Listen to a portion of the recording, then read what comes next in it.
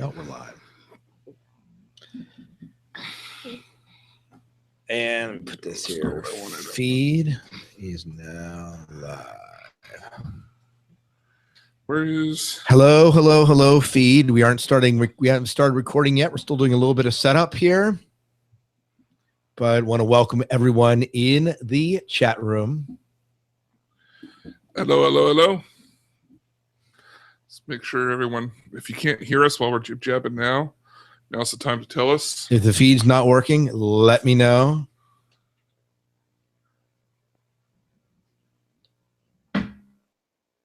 There'll be a few seconds later.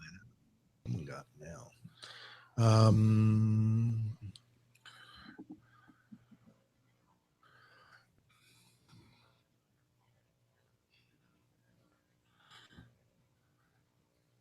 Say, Scott, have you sent me the feedback stuff yet?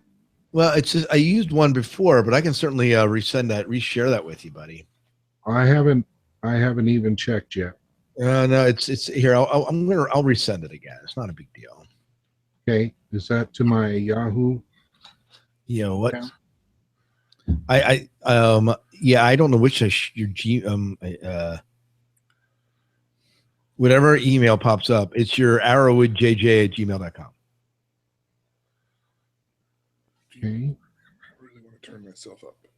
Just my Listener feedback, invitation to edit. I got it. I think nobody's talking. Check. Hello? That work? No. Check. Hello. Well, this is mine here. Check. 1, 2, check. There has to be one of these here. Maybe it's this one. Check. Yeah, it's that one. It's that one. We got David turned on now. Whoa! Didn't mean it that way. This is the no shirt edition. Start playing that lute, Jim. Blingity blingity bling bling bling. You do not want to see me without a shirt. I wish we were recording right there so I could make that mini ringtone for all the times that Jim calls. Yes, he calls. Anytime he messages you on Facebook, that's what pops up.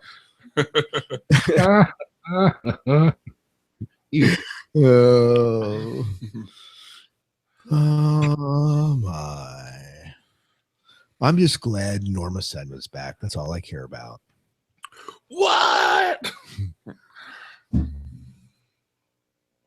You got a thing for Norma, don't you? I have always had a thing for Norma Senba. Oh my. She is quite the lady. Yeah, apparently. Although I imagine after how many thousand years, he's not really. Do you need me to turn this? Can you read it? Yeah, a little bit. That'd be great. All right. Well, I'll just put this right here. Yeah, you jerk. See, that's what you get. That's what you get. He tried to cover the chat room with his Mountain Dew and then tossed it off the table. I'm trying to get Sucks to you, buddy. I can do it. Sucks to you. That's what you get. I know.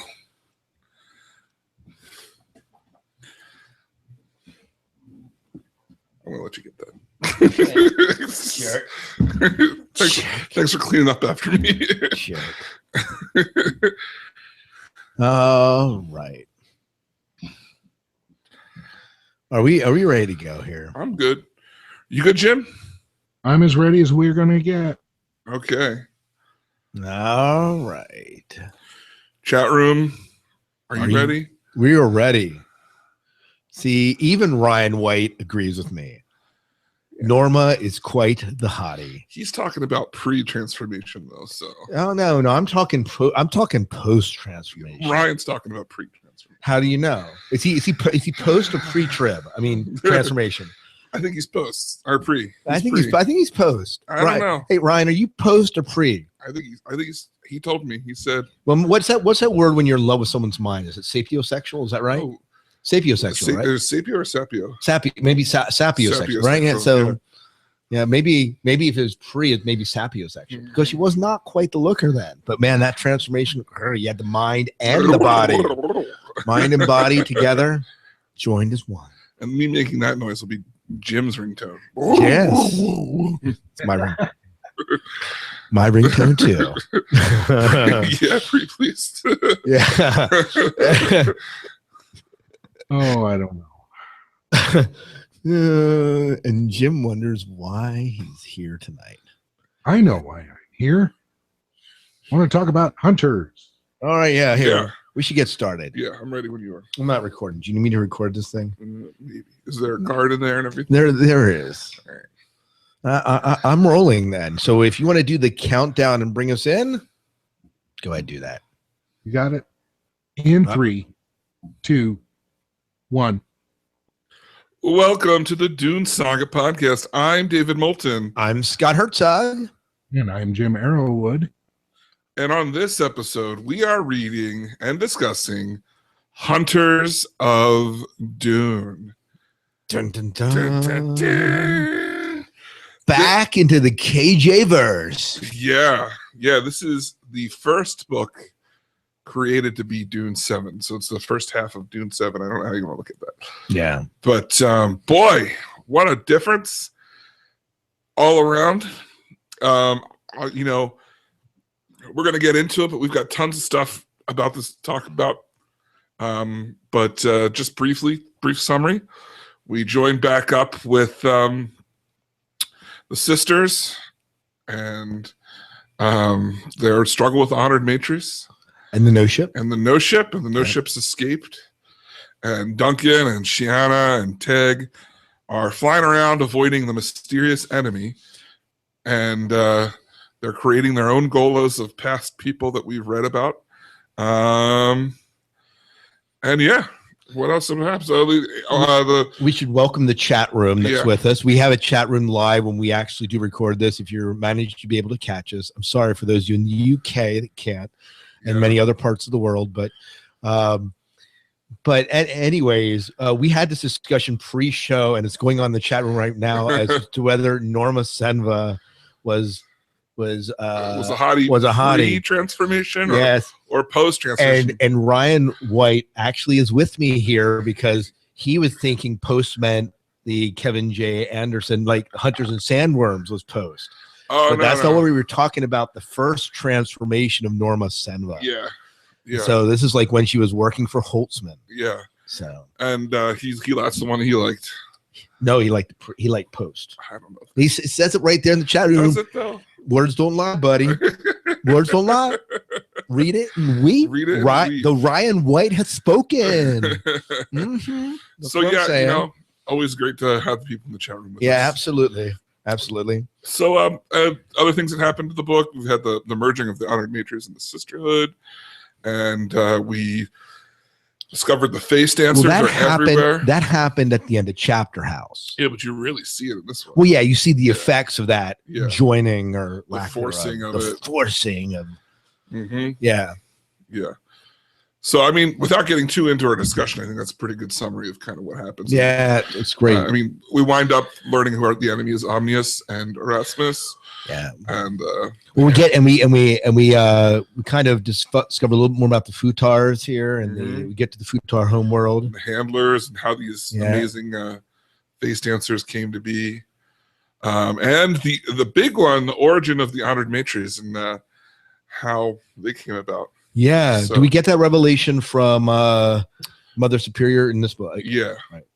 Yep. See, I got to be honest. I couldn't stop with just Hunters. I had to begin reading Sandworms and like partway through it.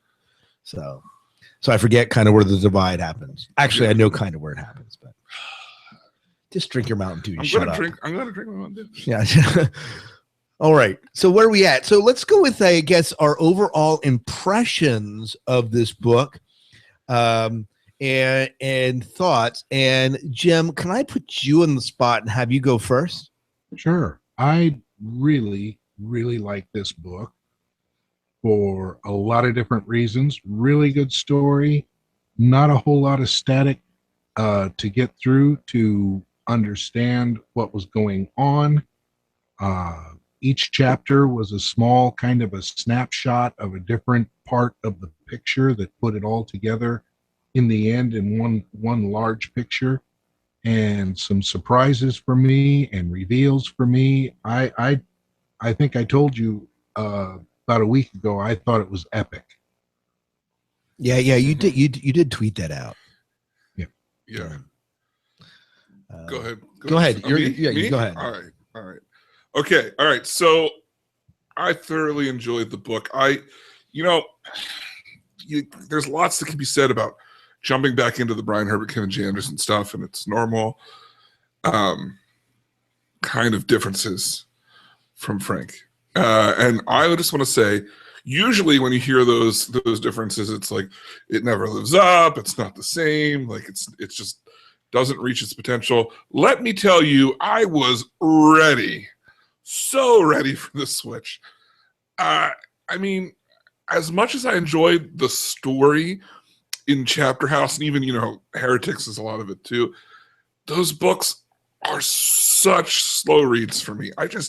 Especially Chapter House, because every time Odrade came on the scene, it was like the same conversation in her head every single time you saw her. And I was just so sick of the sisterhood, and I wanted the action to move faster. I was tired of all this inner workings of the mind. I just wanted things to keep moving. And I got that with this book. I mean, so I read this book really quickly. And at no point did I feel like it was dragging for me, because every time I would finish a certain section, especially with the Duncan stuff, all I could think about is like, I just want to read these other chapters so I can get back to Duncan and his ship.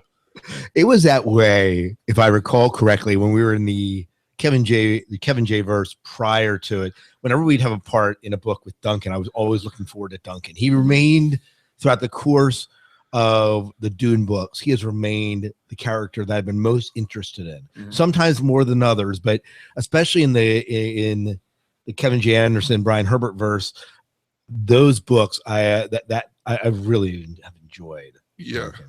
I mean, I want to say that there were things that were different about this book that I don't know if I forgot, or maybe there are other books that aren't as bad as I remember. But like, so with Frank's stuff, he was getting very sexual towards the end, and he was like turning up. You missed that, don't you? In this book? I just. No,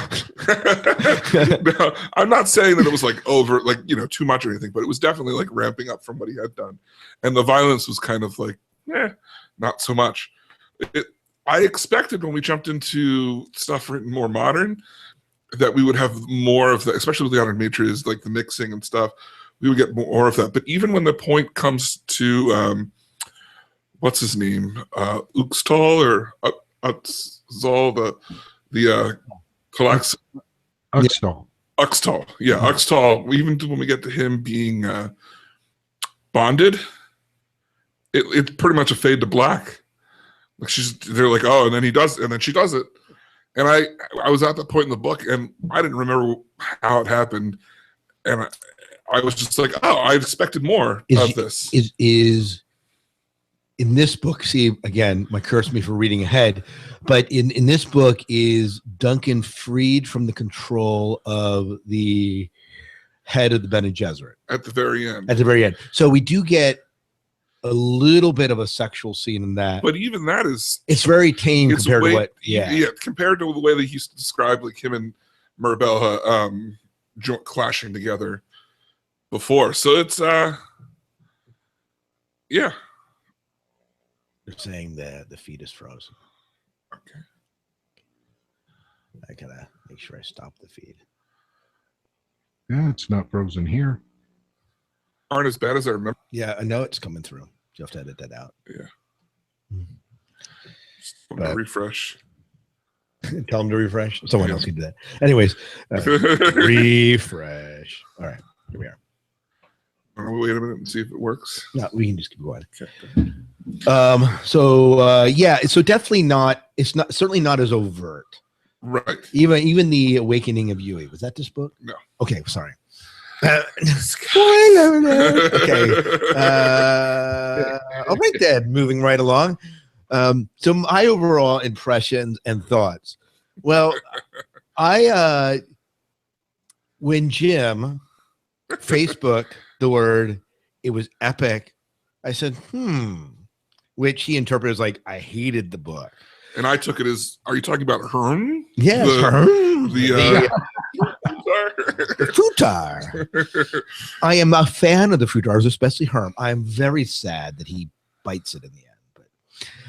But anyways, the Futar. So here's my thoughts.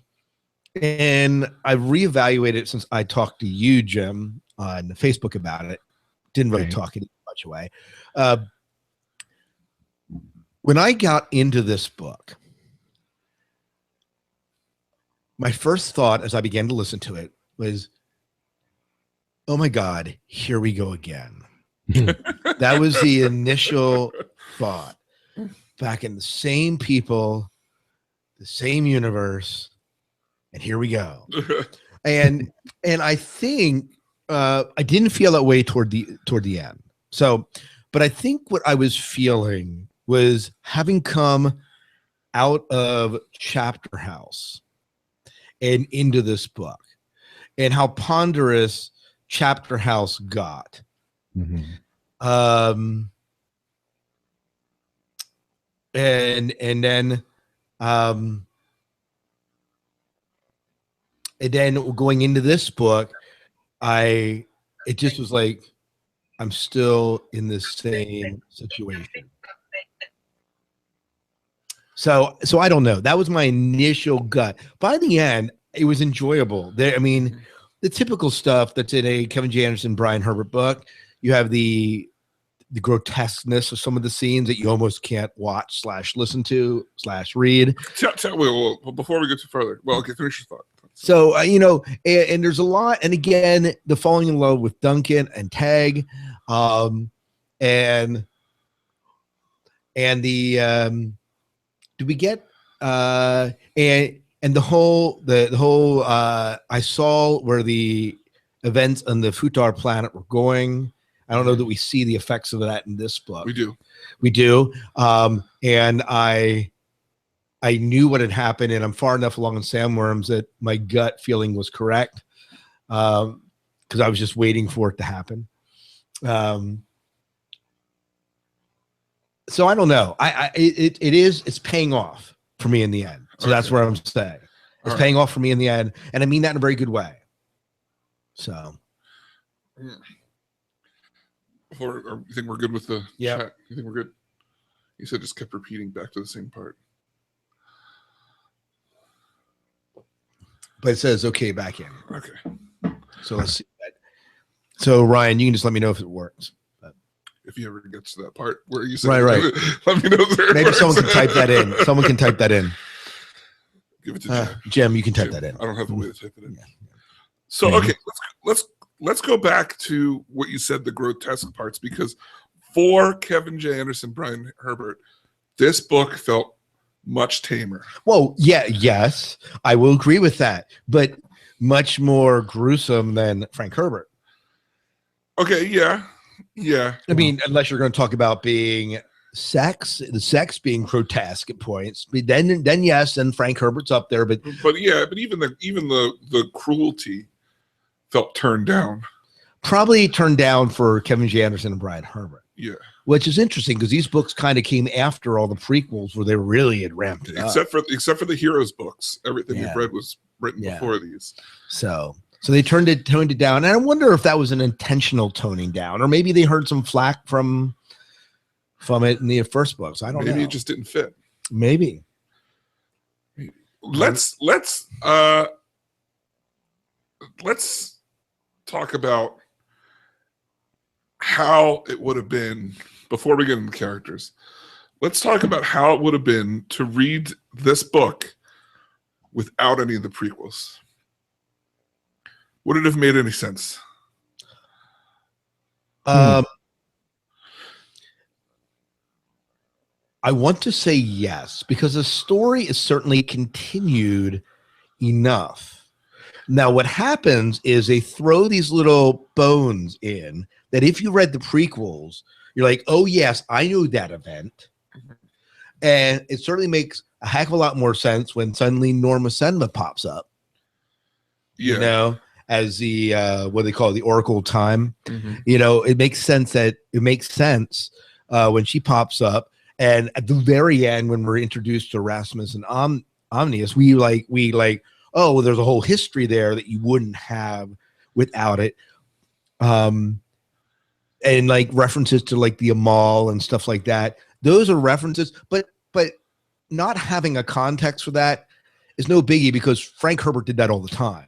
Do you think cared or felt the danger or understood specifically Erasmus and Omnius? Like, to me, most other things you can kind of glaze over. Well, okay. We know that they are thinking machines, and Frank Herbert did a great job of establishing this whole principle that you do not build thinking machines. And so suddenly we run into thinking machines. There would certainly be an alarm there. Okay. I would think. But Jim, Jim. What's your thought on this? I'm blabbering here. Oh, well, no problem.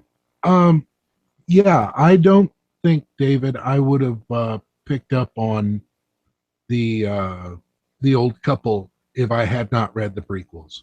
I really don't think I would have known what was going on there. Now, did you figure it out prior to the reveal? I had kind of an inkling, but until the reveal, I wasn't absolutely positive. Because they were trying to make us think they were face dancers. Yes, and I interpreted it as being face dancers initially. And it didn't hit me till the end. Now, what I did go back to, and one of the things that what was Battle for Cron, when there's this little beam of Omnius that gets sent out. Yeah. Here's where that comes full circle. And we get especially an explanation of that in Sandworms, which we haven't touched yet. Right. But this is where that comes full circle for us. But I don't feel like you would have had to have read the prequels to suddenly figure out, well, some meat machines obviously survived the Butlerian Jihad. Let's jump to the chat room here. Ryan White says he read it without reading the prequels the first time around. He read these first. He says it made sense from what I remember from the original 6, but there was a lot that was confusing. I started reading Hunters and Sandworms to find out what was supposed to happen in Dune 7, and then started the prequels. The thinking machine stuff made sense, and I was able to put a lot of it together from Frank's stuff. So there you go. Because part of the reason we did things in this order was specifically because these final 2 books rely so heavily on the prequel stuff. Yeah. Yeah. What did they? I listened to an interview with them at the one of the, so I listen, for those of you who don't know, I read the Dune books through audio. And at the end of the one audio, they're interviewing Kevin J. Anderson and Brian, because we're on a first name basis. And yeah. And one of the things that he says is that they released the prequels because it had been so long since Chapter House was released, and they wanted to reestablish a new audience for Dune. And so they released the prequels and then released book 7 and 8, aka the final book of Dune. And through that context helped it make sense. So that was kind of their thinking. And so it was built on that, and apparently built from the notes of Frank Herbert. So how much of this is Kevin J. Anderson and Brian Herbert building on Frank Herbert stuff, and how much of it's their own is, I think, the curiosity of many Dune aficionados, right? Right. And I'm not sure that we have an answer for that. But they definitely tie in, and these books certainly make more sense if you have read the prequels. But I think that you can read these books without the prequels. You're just missing some stuff. There's some jokes. There's some inside little scoop that you don't have. Right. Okay. All right. But would you recommend reading it without the prequels? And I'm not saying like they have to read all the prequels, just the legends. Jim? Jim. I seriously think that I would recommend to anybody to read these books exactly the way we have done it. Oh, and all hardcore Dune fans are crying out in agony. I feel like if everyone could see the video, and only the chat room people really can, Jim just dropped the mic and then played his lute off stage. That's right. That's right. Like epic metal, off stage. Yeah, the big cane came out and yanked him off stage. Like, okay, he's done.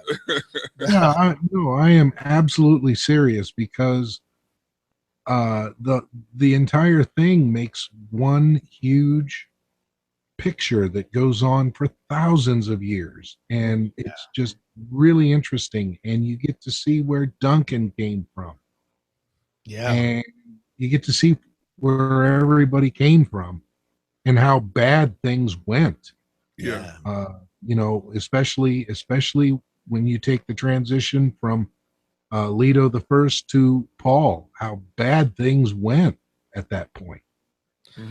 There's no doubt that reading the books chronologically makes a heck of a lot of sense. And there's no doubt that when you get into Frank Herbert's book, there is a depth of philosophy and intrigue and thought that, while it's present in the other books, isn't necessarily captured maybe as well.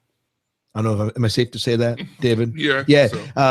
I say it as well, but from a story point and from a completeness point, I agree with Jim. Yeah, I'm right on board. I recently, we have a new listener, a friend of mine, Jamie, and she recently just read. She finished Butler and Jihad. Hi, Jamie. Like a year from now when you're listening to this. Yeah. Hey. And she was like, you're always reading it and stuff. Maybe I should look into it. She's like, how should I do it? And I just said, just start at the beginning. Just read along with us. Take, all the stuff's up there. And she loves it. I mean, she has no concept of the Herbert books. So she's totally free to enjoy the Kevin J. Anderson stuff without like the prejudice. That's really interesting. And that's the way I felt when going into it. I felt it had been so long since I picked up Dune. And I'd seen the miniseries, but I felt free to just enjoy the first. Yeah. And no real close connection or love affair with the origin books. But well, let's get back into let's move along with our outline here. I think the next area, Jim, is characters. Yeah, we're going to talk about some of the characters. And I kind of myself thought about characters more in blocks. The ones on the Ithaca, the Bene Gesserit, the Honored Maters, and then what was going on with the face dancers, which seem to be everywhere. But right. They're everywhere.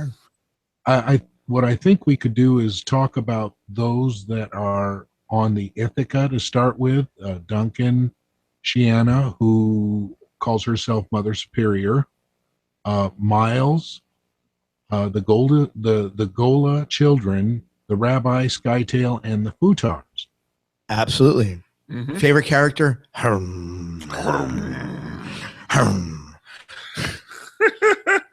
Favorite character to pronounce?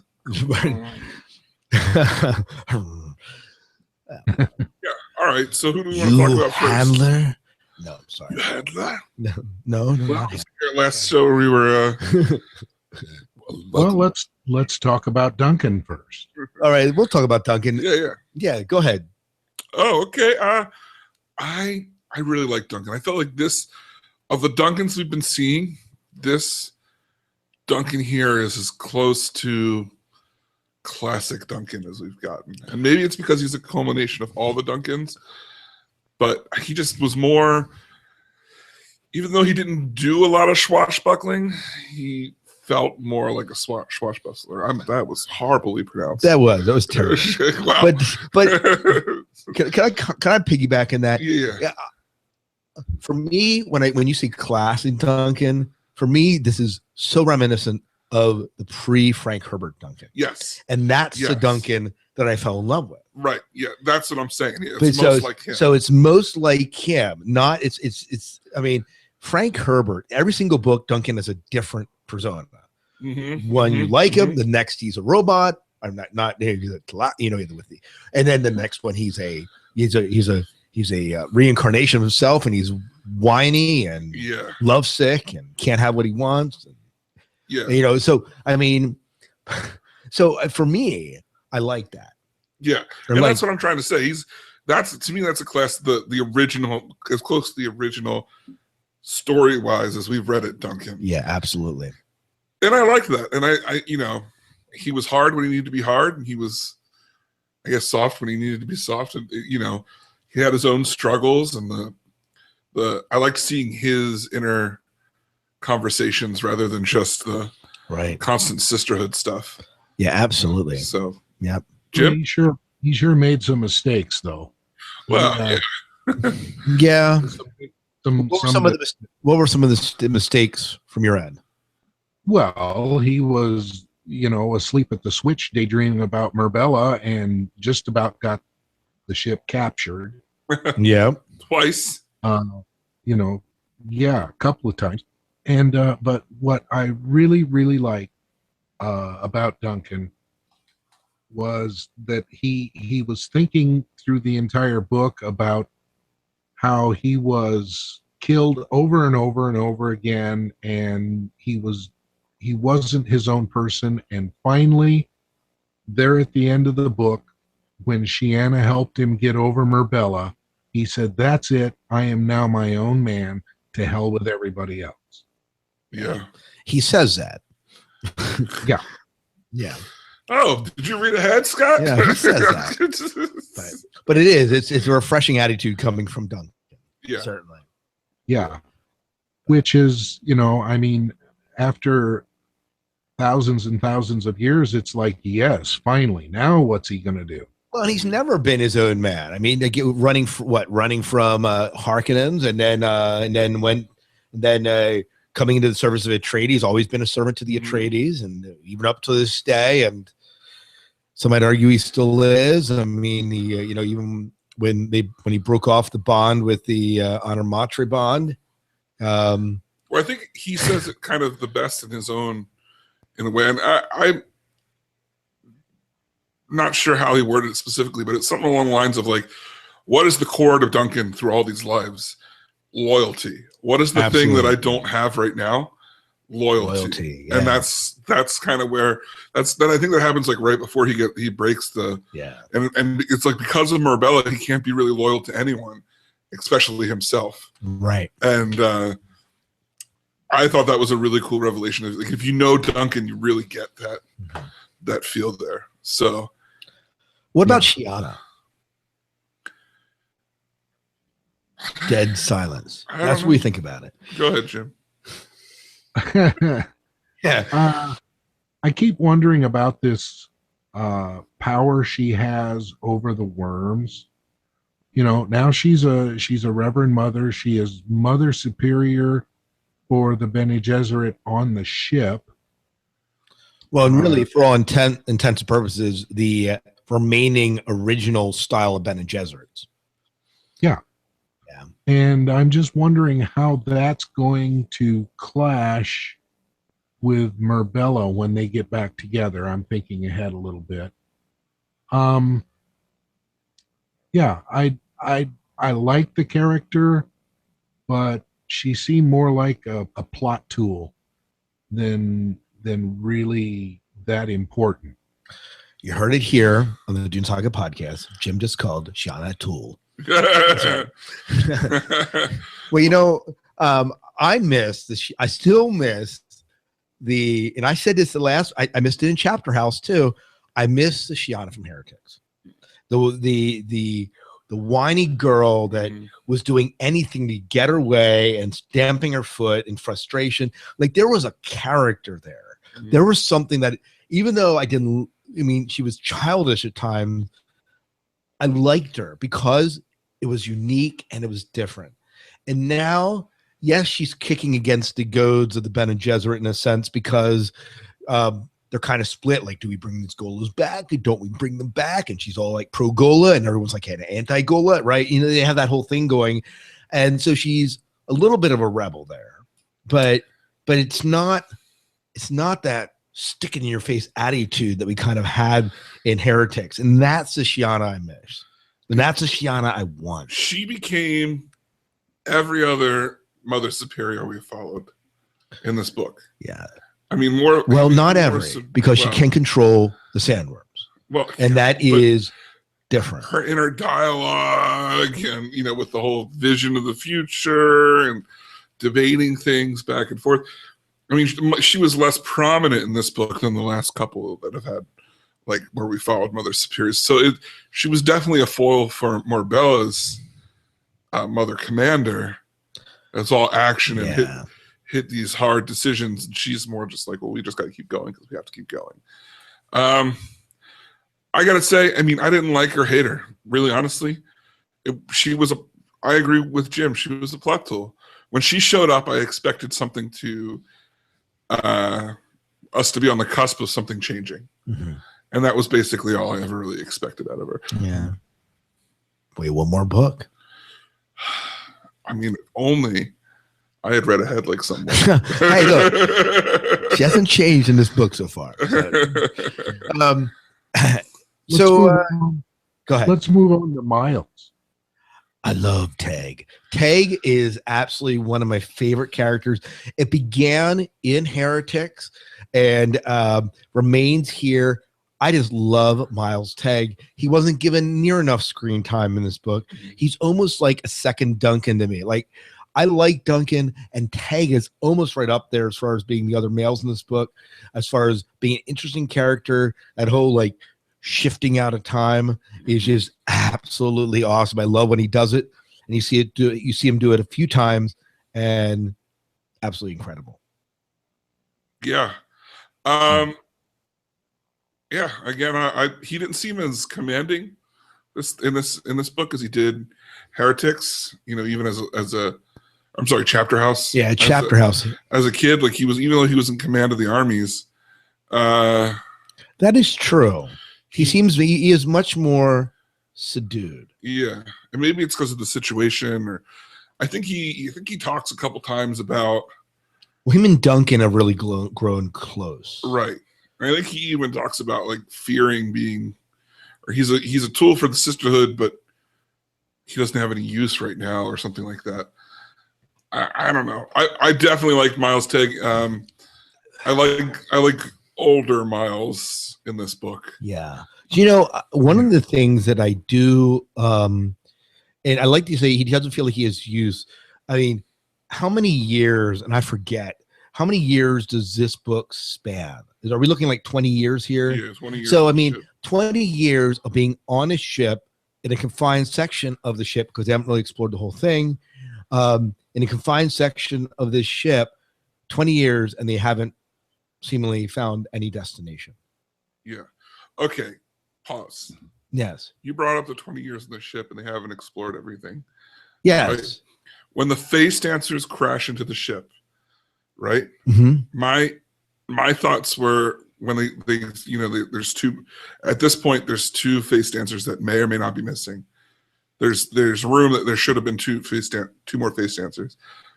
You're on this giant ship. Everyone go to one place and just blow the air out of the ship, and then repressurize. Like, to me, I was just like, plot hole. I was like they could be hiding anywhere on this huge ship, and we're not, like, so just suffocate them. And then you're like, oh, we could be anywhere. Well, not anymore. I don't know. That's all I can think of with it. Of course, I'm sure something happens or whatever. Maybe it doesn't. I don't remember. But anyway, that's like, come on. If this was Star Trek, this is what we would do. Janeway wouldn't hesitate. Yeah. I really liked the Duncan Miles relationship, and then how it transferred from Miles to Gola Thooper. Yeah. Yeah, That was neat. Yeah, absolutely. Yeah, because Miles and Fufa are tight. Mm-hmm. Fufir. I said Fufer. Fufir. Well, since you brought Fufir up, let's talk about the Gola children a little bit. Dude, that scene with baby Leto is freaky. I totally forgot about that. That it's just like out of nowhere, and then you don't see it anymore. It's like nothing happened. You're like, whoa. It's like, it's like, you know what I pictured? Is I remember that scene in Aliens where the thing jumps out of the guy's chest? Yeah. That's what I'm picturing here with the sandworm and Leto, baby Leto, like, Up and there's this innocent baby laying there. Yep. That was awesome. What a freaky image if you think about it. Like little innocent baby and like rock, And then they kind of drop it. Yep, they do. But it's not totally. I mean, it has to be coming out. Right. In this book, they drop it. Yeah, they drop it, and I'm halfway through Sandworms and still drop it. So, and you've got Cheney and Jessica. Well, Cheney and Paul kind of getting close. I mean, it's I guess they seem kind of young for kissing, but they're doing it because they're more mature or whatever. I thought that was a really interesting dynamic, how they just naturally fell into their absolutely their roles for it. I love the whole Yui dilemma. Yui's like, if this is who I was, hell no, you aren't waking me up. I mean, that's he's like, there's no way you're making me wake up because I know what I was. I don't want to be that person. He's kind of the loner and everything. Everyone kind of knows what he did because they're studying it constantly. Right. Why did they bring him back? That one doesn't make any sense. But is there? Do they grow up in the next book? They there's more to Yui in the next book. I'm not going to say anything else. Oh, I was wondering about the entire group because it's going to be an interesting dynamic when you consider their ages. Yeah. Dogs are barking. Dogs just went berserk here. Yeah. Well, stop sitting on them for crying out loud. Hey, listen, I'm feeding him despite what you said. Yeah. Anyways. What about Skytail? Yeah, I mean, he was much different than he had because he was so desperate. But I kind of liked I liked that he was more of a crew member. I mean, he wasn't. He got his gola, and he kind of kept to himself, and he was smart about it. And even when Duncan comes to him, like he doesn't demand. He doesn't just. He said Duncan says he could try and see that he was trying to figure out what he could get from Duncan, and in the end, he was just like, "Well, we could do it. I mean, it'd be hard, but we could." He doesn't ever demand anything from him. Yeah. So yeah. I thought he was interesting. I like him a lot more in this book than I did the previous. It was for me, it was kind of scary who he might bring out and bring out as the next Gola. Oh, yeah. Because, he brought out all the heroes. But the sisters chose that, right? Yeah, the sisters were the ones making the decision on as to who was actually developed. And it took him a while before he got his own Gola of himself, which is kind of his intent in all this. He could have gone behind their back. Yeah. I have written down here the rabbi, but he was just kind of there. Yeah. Okay. The whole Jewish community thing is. I don't remember, and Scott may or may not. I know. May not. Yeah, he knows. He may not spoil it for everyone. I'm not. But a face dancer interaction on the planet, and they run and they escape. Yep. As soon as I got on the ship, I was like, Rabbi's a face dancer. He's got to be a face dancer. Rabbi has got to be a face dancer. But both of them, both Fufir and the Rabbi, when they come on that ship last minute, I'm like yelling at the audiobook, like, come on, Tag, lift a ship, Tag. They're face dancers. Don't let them get on. Yeah, I kept thinking, no, they never. And then nothing happens. The only thing that, to me, by the end of the book, that convinced me that at least Thufir was human as he ages. They talk about how he's aging. Right. And I was like, okay, I wouldn't think a face dancer would get that or do that well. But who knows? I mean, but the rabbi was already aged. Yeah. Yeah. So I keep thinking he's a face dancer. Maybe not. Ryan White says he thought the rabbi was really annoying. And Roland agrees with me that he thinks one of them. He doesn't understand why they didn't suspect them. Yeah, I to me, maybe so much about their writing in this book made me think about Star Trek. And I was like, if it was Star Trek, everyone would be suspect. Well, you know, especially when stuff begins happening on the ship. Mm-hmm. You know, and like, granted, they kind of tried to throw off suspicion by having those ships ram the Ithaca, right? So there's face dancers on board, and we know that. But my initial suspicion, I'm like, check out these two. Yeah. You know, they're the ones that last minute escape, just conveniently being saved. Yeah. Well, there could have been a bunch of cross dialogue between them. I think you're, you know, and right. But there wasn't any at all. Yeah. But anyway, moving along. Yeah, the Futars. It was a real good thing that Shana treated them so well. Oh yeah. Mm-hmm. And you know, the only there's 4 right on board, so the only one we get really a sense of personality is, and he's really the only one developed. But it appears like most of those end up being loyal in some way. If not to Shana, at least to Herm. Yes. And so I liked him. It was sad to kind of see him go. Yeah. Visually, my mental impression of the Futars is all over the place. I never felt like they really described the way they looked appropriately. I mean, sometimes they were more human with just, like they said, cat-like properties. And then later they were talking about how they walked on all 4s and they were really hairy. And then it was more like a lichen thing, but I was thinking how weird it would be to crawl around on all 4s and just look, I don't know. So I felt that there wasn't really enough description on their appearance for me. I don't think we really needed that, though. We just kind of we needed to know that they hated honored maters, and they brought about the reveal of a planet full of face dancers. Yeah. I guess you're right. Yep. And coincidentally, face dancers, they couldn't detect. And that was essential. That the Bene Gesserit. Oh, the Bene Gesserit. So they couldn't. And so suddenly that gives them their first clue that they aren't just face dancers. They are different face dancers. Yeah. Let's move along to Daniel and Marty, the old couple, also known as Omnius and Erasmus. Yes. Knowing what we know of the backstory in this book, you understand their relationship and how they talk to each other so much better than you would if you hadn't read the prequels. Oh yeah, because they're bickering and as an old couple does, and Erasmus's love of the artistry of everything becomes really plain at the very end. And you see the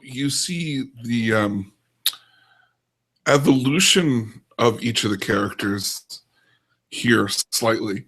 From one, you see Erasmus connects to Omnius at the end, and that was something that he was vehemently against doing prior. Right. So he kind of, I guess, updates and blinks his mind or whatever. And when you see them as farmers, Omnius manipulates the illusion in a way that you wouldn't have thought Omnius as being creative and indulging. Indulging is the biggest part, pretending to eat the apple or whatever, Right. Or tossing the watermelon to the face dancer, like that kind of stuff. You wouldn't have thought that Omnius would have the creativity for that. So you kind of see them wearing off on each other. I thought that was interesting. And you wouldn't have caught that at all if you didn't know how they were. Now, here's the big question for me that I don't know the answer for. So we know that the old couple has connections with the face dancers, that they have sent out to infiltrate the old empire. Mm-hmm. And we know that there's a connection to them, and they have connections to them. Somehow they are able to have the same type of connection with Duncan. So what does that suggest to us about Duncan? It will be explained. But that's my question, and I don't have an answer. I remember, but don't spoil it. I'm not, yeah. Being that you read ahead, jerk. 15 years ago. I'll tell you what, the old couple to me, when they came out as Omnius and Erasmus, I would have to say that they have over the millennia have evolved and become even more powerful than they were before. And their goal of doing away with everything that happened in between is really scary. Mm-hmm. I agree. Like when I look at Omnius and Erasmus, I'm like, a bunch of different swear words go through my mind. I'm like, holy, they are up the creek. That humanity is out. There's no chance that they are going to survive this, because they literally have had, as they say, 15,000 years to prepare. Yeah. Well, it's going to be, it's almost like we're coming full circle now. Mm-hmm. And we're going to wind up right back where we started. Yeah. I and just like I said, they're working together, which is, they didn't work together before, which is probably what hindered them the most. Yeah. So then we had Edric, the guild navigator. I like Edric. Different from the Edric that was killed in Dune Saga. Yep. But of the line of Edrics. You know what I was expecting from him? I was expecting, when he took the sisters to attack Tleilax, I expected him to just pop maybe half the force or all the force, and I'm just like pop them out of it and be like, here you are out in the middle of nowhere. Yep. Like either ultimatum time, or see you later. Yeah, I was definitely expecting at that point that he was going to pull a stunt. I agree. Go ahead. Sorry. No, he just never did. He played it right straight the way he was supposed to. Yeah. Yeah. Well, I expected a little bit of dubiousness there, especially with what he had invested. Yeah. Mm-hmm. But see, he was going back and forth and trying to cut the best deal he possibly could. Getting offered a year supply of spice, that'll sway anyone, mm-hmm. especially a navigator. Yeah. But he did it smart. Like, he sent his ships down to get Uxtal. Well, no, Uxtal escapes. Right, but Uxtal was trying to get to the ships. Right. And they were coming down, and then Waif escapes on the rocket and goes up. But he sent guys down to the laboratory. It said that guild ships came to the laboratory. Right. So, yeah. How about Murbella, Mother Commander? Oh, that's a change in character right there. You really have seen where she's grown. Yeah, absolutely. I think more Bene Gesserit than she is Honored Mater. Yeah. Yeah. And I think that's what I get the impression that that's one of the things that keep driving home is that once you get to a certain part of the training, the Bene Gesserit proves to be the better and the more dominant way of thinking, especially after the agony. That you become more Bene Gesserit than you were Honored Mater, and then that's the final step of conversion. Yeah, the Bene Gesserit seem to be able to control their passions a whole lot better. Yeah, absolutely. Yeah. What about Doria, and Belle? Belle and Doria, yeah. Yeah. Is anyone else as let down by the end of Doria? What was her name? Doria?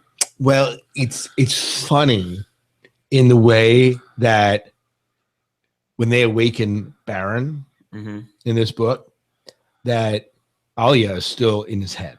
Right. And it's that sort of funny that when Doria dies, she's now in her head. And this is like the biggest curse. Belle's in Doria's. Yeah. And that's actually pretty hilarious for me. Well, I love the last line of the interaction. Shit, you've killed me twice. Yeah, I know. But I mean, go ahead, Jim. Rhaenyra and Janice, the twins. Oh, yeah. Yeah. I believe that is the first time we have seen an unsuccessful awakening. Yeah, probably. So that we've witnessed it. Right. That's for sure. Did you feel like Murbella may have rushed Rhaenyra along a little too fast? I think she believed her too easily. I think Rhaenyra pushed herself along too fast. I don't think that was anything that the mother commander was doing. Yeah. And then Janice, she was successful and becomes the leader of the Valkyra. So that's the Commander Idaho. Commander Idaho. Yep. I liked that. I thought, I was like, well, you're seeing an evolution. Like, we've seen the sisterhood of the two groups coming together and what they're like together. But I felt like Janice was a true look at the next step in the fact that she knew her mother and she knew she had a relationship with her mother, and it wasn't a hindrance to the sisterhood. No, agreed. And I thought that because they keep talking about how like they're changing their views on love and whether or not it's good or bad, or if you can use it or if you shouldn't have it, et cetera, et cetera. And I felt like this was the first time that you're seeing, like, although that they agreed, their relationship was changed, at the same time they acknowledged their family connection. Right. She was allowed to look up stuff about Duncan, idolize him to a degree, but not, over fascination. To me, that is the ultimate step for the Bene Gesserit. So, yeah.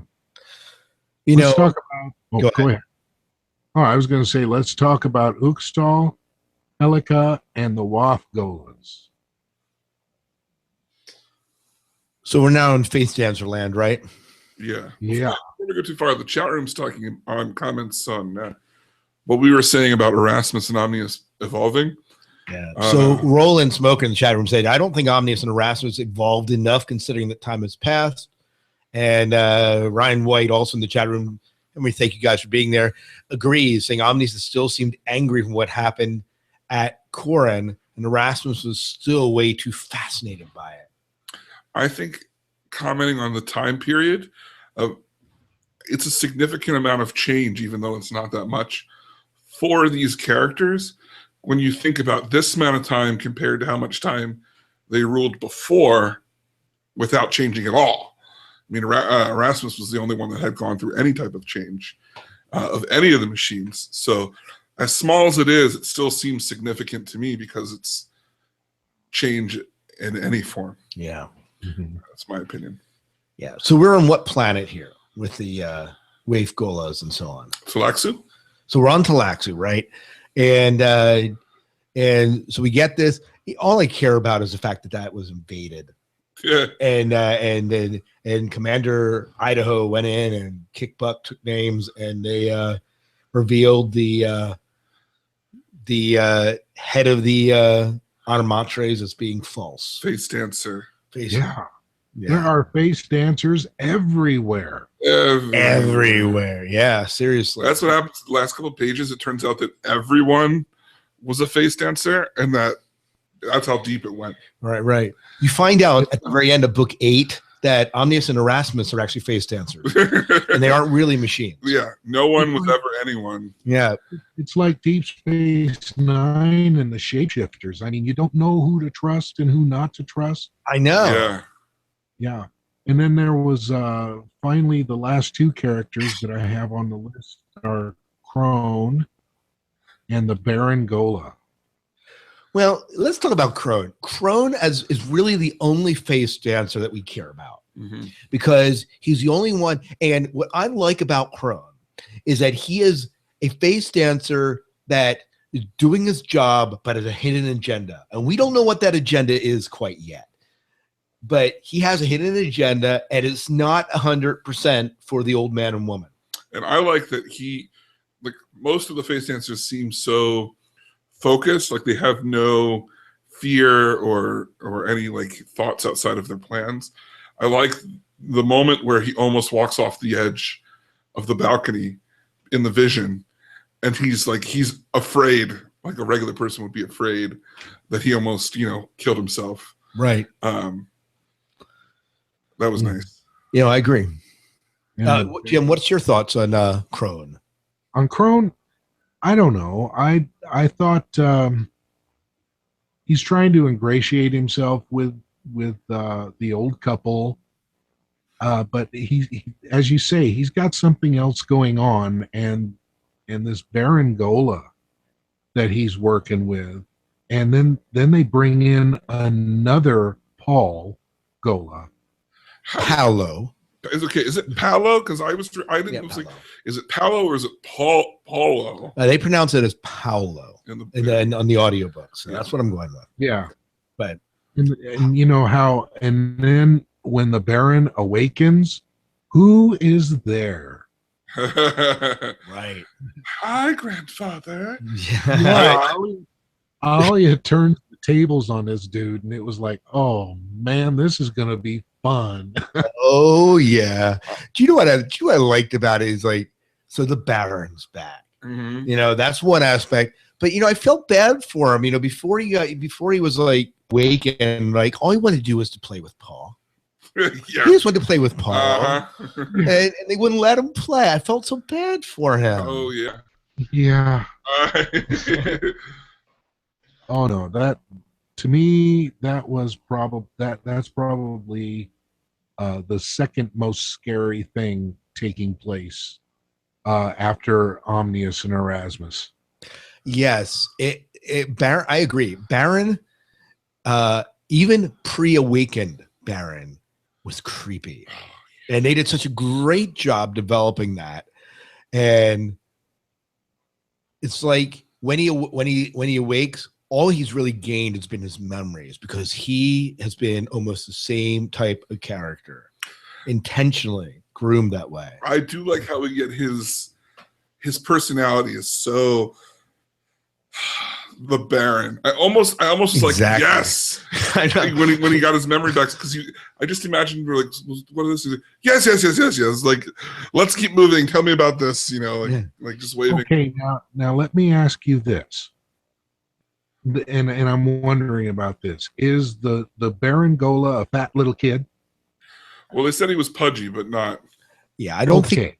I think they kind of address that he's not. When he looks at his form, he thinks about the fact that he was damaged by the Bene Gesserit. Well, if I remember correctly, he looks down. He's thrilled that he's young, and he recognizes that he's pudgy, but nowhere near what the effects of what the witches did to him. Right. And totally repairable, which, if you remember, the Baron was lean and mean, Oh yeah. So I would only imagine that once his mind came back, he would return to that state. Yeah.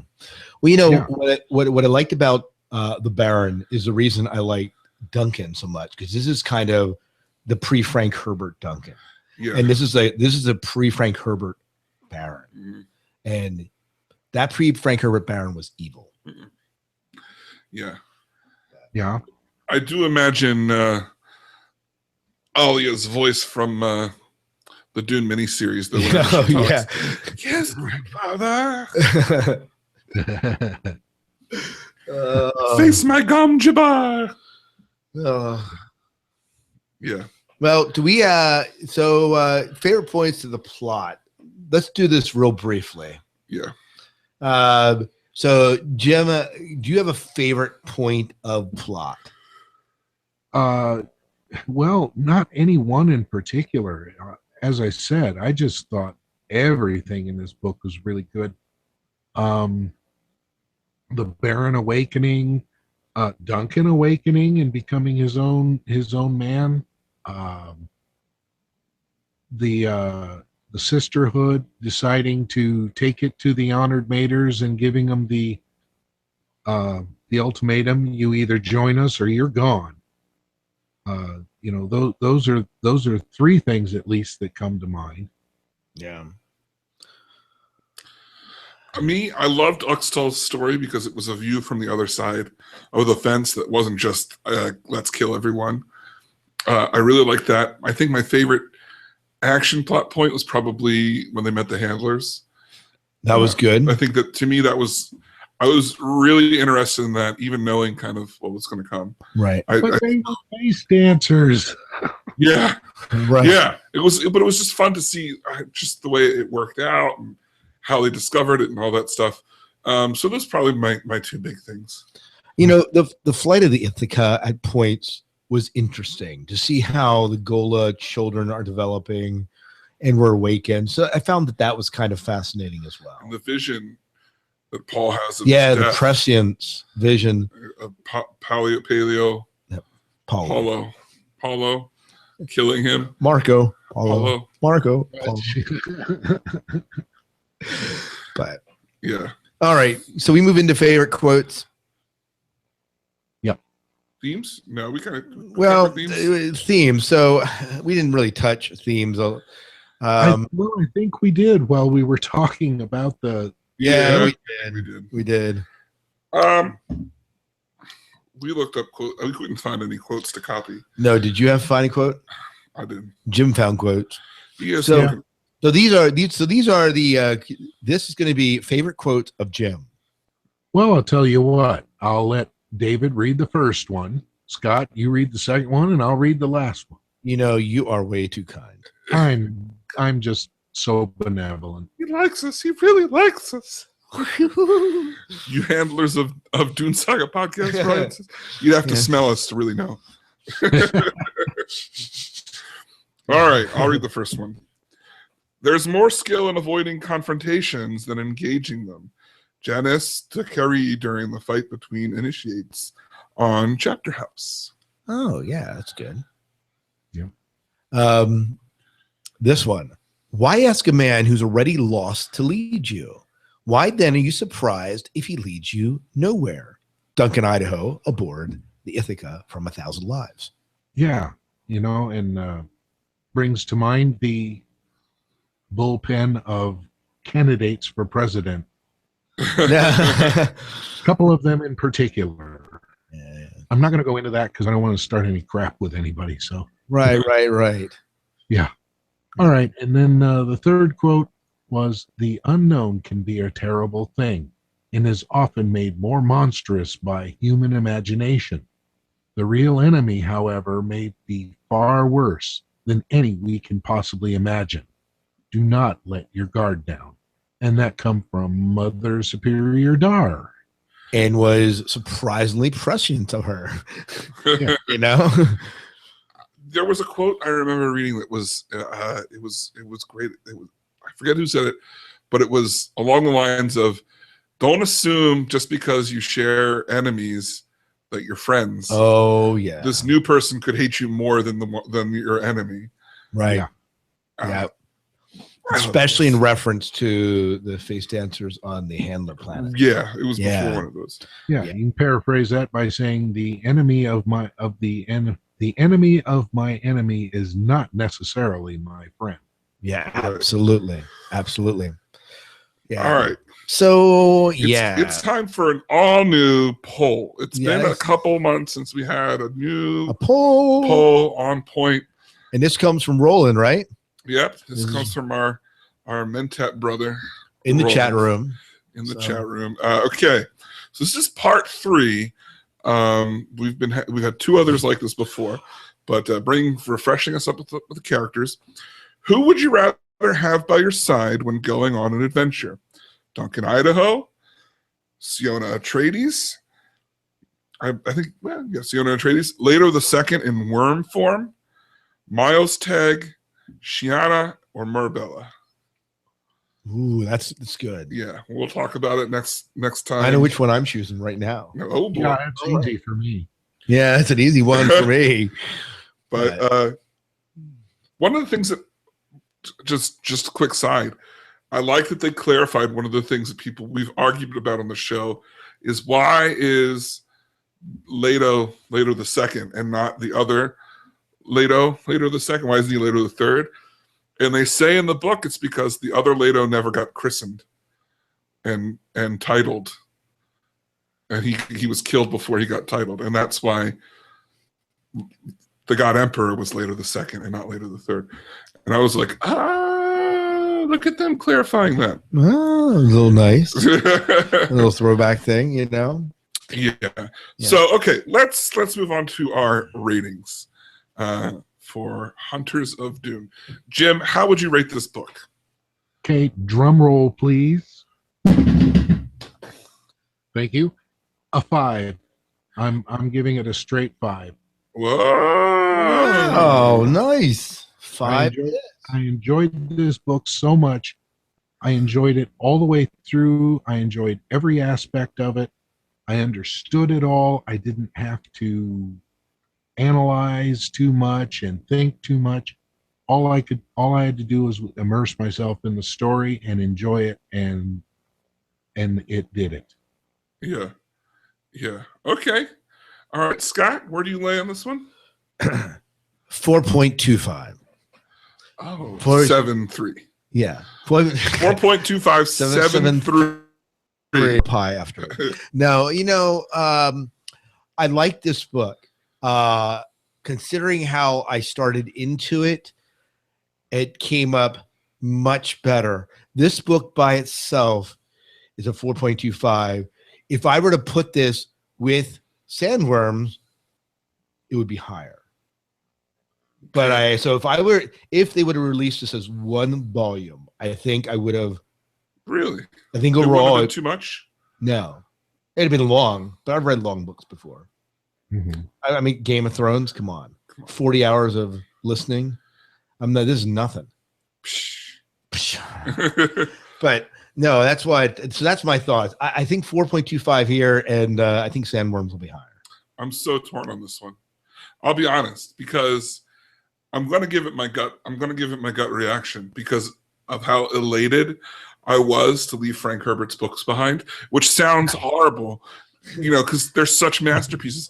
At the same time, so a gut reaction like Leto, the baby Leto gut reaction to the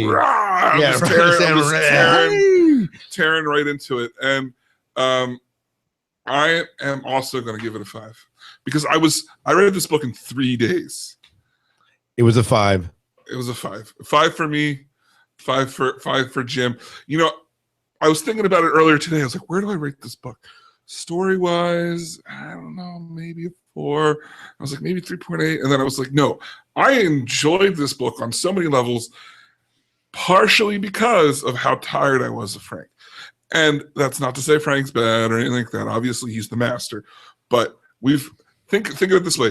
We have read, specifically, I have read pretty much nothing but Dune for over a year and a half. So, I was so relieved to get into this, and I just enjoyed it, and I had a good time. It wasn't deep. It wasn't it wasn't really. It's a 5 because I enjoyed it, not because it's anything spectacular. If that makes any sense. Very good. You're entitled to that. Yeah. Yeah. So, where do we go from here? Well, there's this great thing that we do Called the listener feedback show. Well, we do, but are we going to do any like sort of prediction for what's going to happen in Sandworms? Can you predict? I can, because I'm not through the entire thing. Okay.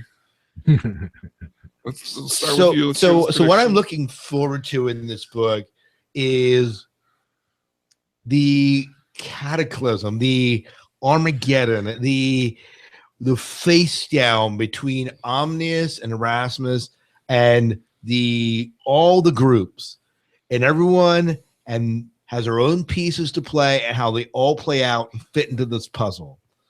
Yeah. That's what I want to see. I can't wait to see that happen. Yeah. I am suspicious that humanity will triumph in the end. Nah. But that's just because it tends to be what happens in books like this.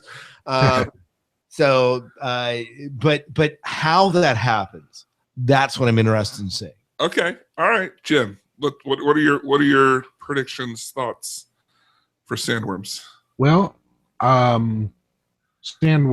I think what I'm looking forward to seeing is the children growing up and assuming different roles. I am predicting that we're going to see a new Kwisatz Haderach, and there's going to be a confrontation between the machines and the humans through the Kwisatz Haderach and Omnius. Okay. All right. I'm surprised that neither of you mentioned the cover of the book, which has sandworms in an ocean. How does that not make you curious? Well, I get the books on Kindle, so I don't see the cover. You don't see the covers. Yeah, I do see the covers. Look it up online, Jim. It's got sandworms in water. Okay. That right there. Yeah, I got to that part. Yeah. I'm like, well, of course I've read it before, 15 years ago or whatever, but I want to know what's going on there. Where are face dancers? Come on. Like, I'm really anxious. It was like everyone to me is a face dancer until proven innocent. That's right. And you're not innocent until you're dead at this point. Exactly. So I'm just waiting for That's everyone we to can die. figure them out. Yeah. Everyone needs to get shot. Vent air in the whole ship, and when everyone's dead, then we'll know. Yeah. Then we'll know. Yeah. But I'm looking forward to discovering who the true master Kwisatz Haderach is. The Kwisatz Haderach to rule all Kwisatz Haderachs. One Kwisatz Haderach to rule them all, and in the darkness bind them. Because the Omnius and Erasmus seem to think that this is the most powerful Kwisatz Haderach. Yeah. And it's someone on the ship. That's what they think. I know. They think. So Yui, I'm looking at you, buddy. Yeah. Well, by the way, just side note, chat room agrees with me in the rating. Just saying. Yeah, I know. But Ryan thinks that pre-transformation Norma is hot. So yeah, no, he doesn't. You did not read his text. You did. So see, Ryan thinks that those big worms in the water, there's someone just going fishing. True masters of the domain. Yeah. So when the final Kwisatz Haderach is the final one, he goes fishing. He's just he goes giant, fishing. Puts the worms on. Giant. He goes giant worms, fishes for big giant fish. This turns out to be fish speakers. This whole series is a spinoff of Honey, I Shrunk the Kids, where humanity was shrunk down. I remember at the end. I remember at the end of that one Men in Black, where you like see the people like playing with like marbles in the one thing, and it's like really there's huge creatures playing. Yeah. It's exactly what's happening. Wow. All right. Well, hey, we should wrap this up here. So what do we need to tell people before we move on here? Well, we've got our listener feedback show. For those of you joining us live, we record the listener feedback show immediately after this one with a 5-minute break. A little bit break in between. But so if you're joining us on the nights, you'll hear everything at once. But everyone else, it's about a week and a half delay till you get to hear that content. But you can be a part of our conversation. There are many ways to do that. You can chat with us on Facebook, facebook.com/Dune Saga Podcast, Twitter @Dune Saga Podcast. Of course, email is one of the tried and true ways for your longer, more in-depth comments, and that's dunesagapodcast@gmail.com. Of course, if you are reading a different part of the series, feel free to comment. We will read everything that comes in, no matter where we are in the series. We'll talk about old stuff. Yeah, old stuff. Absolutely. You know, all that kind of stuff. So now, another way to get in touch with us would be to leave a voicemail, and you can do that how? You can call 1261, if I can speak here, 1260-577-CHAT. That's 1260-577-2428. Yeah. And I want to thank all of our new Patreon yes, Patreon, we love you. Yep. Now, for those of you who are familiar with Patreon, it allows you to kind of help support the arts and help support us. We do a monthly subscription. So if we post content on our proper schedule, then it posts on Patreon, and then the subscriptions go out. But as we've been behind, there has not been any sort of action going on there, because I feel if you're paying us to do something, we should be on point. Yep. So that's the way I feel about things. But we should be there with this episode. So good. Yep. So you can check us out at patreon.com/Dune Saga Podcast. If that doesn't take you right there, just search for Dune Saga Podcast. Will come up. And that about brings us to the end of our conversation. Anything I forgot? Nope, I believe that's it. Cool. So once again, for the Dune Saga Podcast, I'm David Moulton. I'm Scott Herzog. And I'm Jim Arrowwood. And may Shai Hulud clear the path before you. Very nice. Nice. All right, for we'll just share the spreadsheet in the chat room. It's here. Probably like insane math and probably our ratings. Yeah. I'm looking at it. For those of you in the it is. It's everyone's ratings. Look at Scott's with all his extra numbers. Yeah, I don't like. Check out what he put in for what'd you have for Hunters? Hunters 4.25. He forgot the 7.3. I didn't put. Yeah, no, I didn't say that. You said that. Did I? Yeah. Yeah. Man, look at all the books we read. I know, right? Whoa. I know. Go figure. Crazy. How many we have to well, go some of them yet? aren't books. Some of those are movies, but yeah, that's true. Sure. Okay. All right. Well, chat room, we will be back in about 5 minutes or so. We're going to take a little break here. There's pie. Yeah, there's pie waiting. But pie. Yeah. Pie.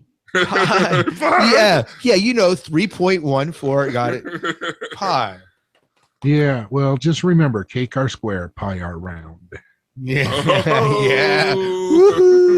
Yeah. That's okay. I have got an entire gallon of Schwann's chocolate chip ice cream sitting upstairs waiting for me. Oh, wow. Drool here. Did you put it in the freezer, or is it just there, on the counter? You know, I hear spice goes well with it. You know, funny you should mention that. My daughter has begun having for breakfast in the mornings pretzels with the cinnamon and sugar sprinkled on top. Okay. And every time she goes and fixes her pretzel and then sprinkles that on top and the cinnamon gets warm, you can smell it all through the kitchen. And I think Dune every time. Yeah, cinnamon soft pretzels will never be the same again for you. We should do a channel. The problem is neither one of us are getting any smarter because of it. Yeah, or living any longer probably, but that remains to be seen. Right. We should do a Dune challenge. And we should have a day where we take a portion of each meal and mix cinnamon with it, and just like take a snapshot, 2 seconds of us trying everything that we ate that day with cinnamon, because like eating it with the spice. I'm there, and that'll be like, we'll just put the videos together and release us being good. I'll tell you what, you put cinnamon in my coffee and you will have a problem.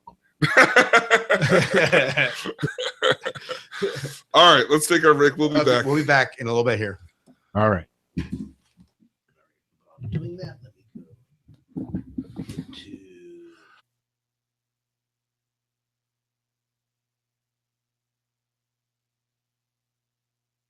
to. I thought that was an excellent show. Yeah, we had a lot to talk about. All right, good. Yeah.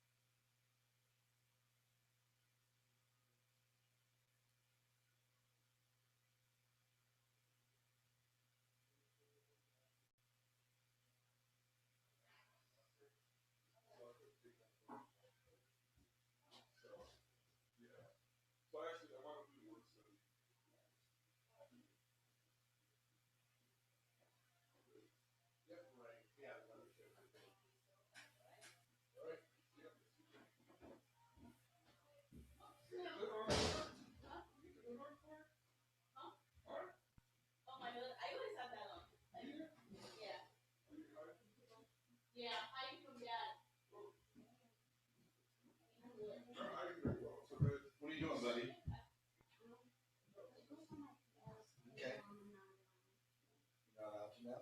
What are you supposed to be doing? Eating or playing? You had a lot of technology, so why don't you go play? I know that was a choice you made. So why don't you go ahead and play with your Legos or read some books or draw? You haven't drawn in a while. You're also taking show me when we're done. Okay, well, I built something.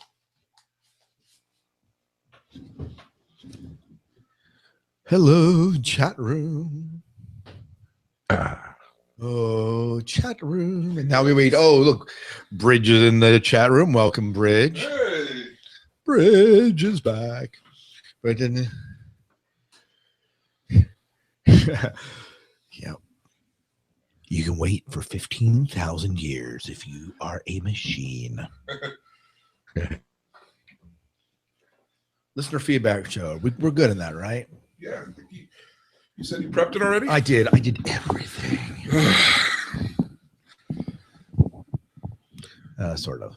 But all right. All right. Jim have a crown on? Jim does have a crown on. He does. He's you look good in a tiara. He's matronly. Yeah, I know. When I think of Jim Arrowwood, I think of matron. The first thing that pops into my head.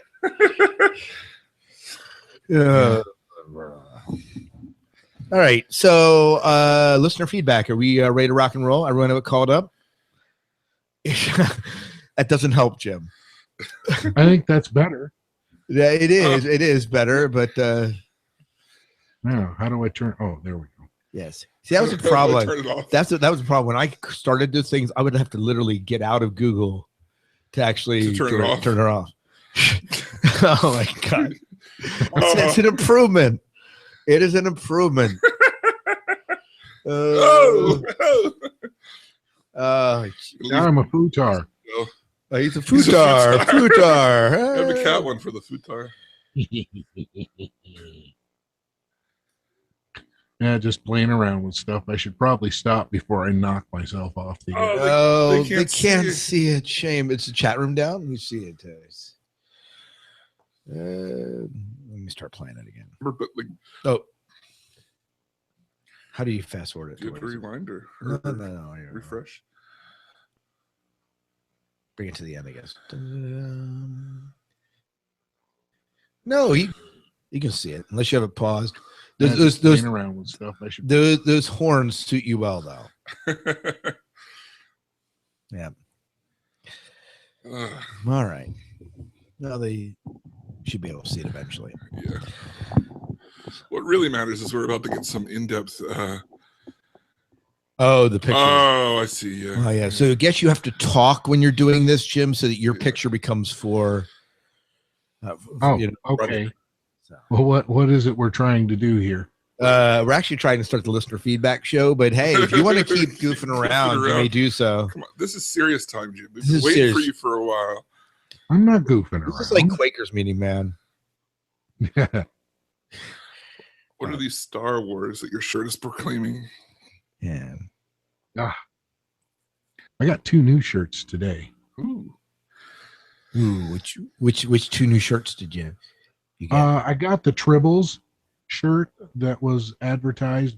I'm not sure who pointed that out to me, but I went ahead and grabbed that. And then there was one that is Philip K. Dick, the company that's in the in Blade Runner. Okay. And it's got the logo on the chest and everything, so I got that one. I gotta quit buying shirts. Yeah, I gotta quit pointing them out to you. Did either of you see Terminator Genesis? Not yet. Okay, Jim. I wanted to, but I haven't gotten to see that one. I wanted to take Chrissy to it, but Diane won't let me. Oh. Because she don't like Terminator. Did you see it, David? I did. And would it be bad for an 11-year-old? It's not as violent as the other ones, or gruesome. I don't remember blood. All of the buff parts aren't. You don't ever see anything that you would it's not.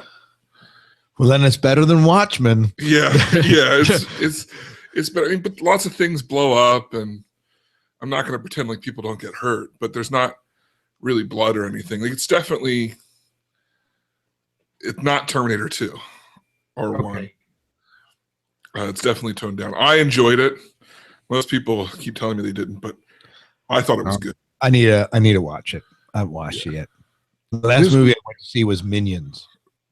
This weekend I'm looking forward to Ant-Man, and Chrissy is going to Ant-Man. Yeah. Darn it. I'm seeing that Saturday in Baltimore. Oh, nice. Maybe I should take Kiefer. You should. I should. It's supposed to be the funniest of all of them, so it's probably the safest one. Probably. Anyway. All right. So let's get this Futar rolling. Let's get this Futar purr. Yeah. You start the recording?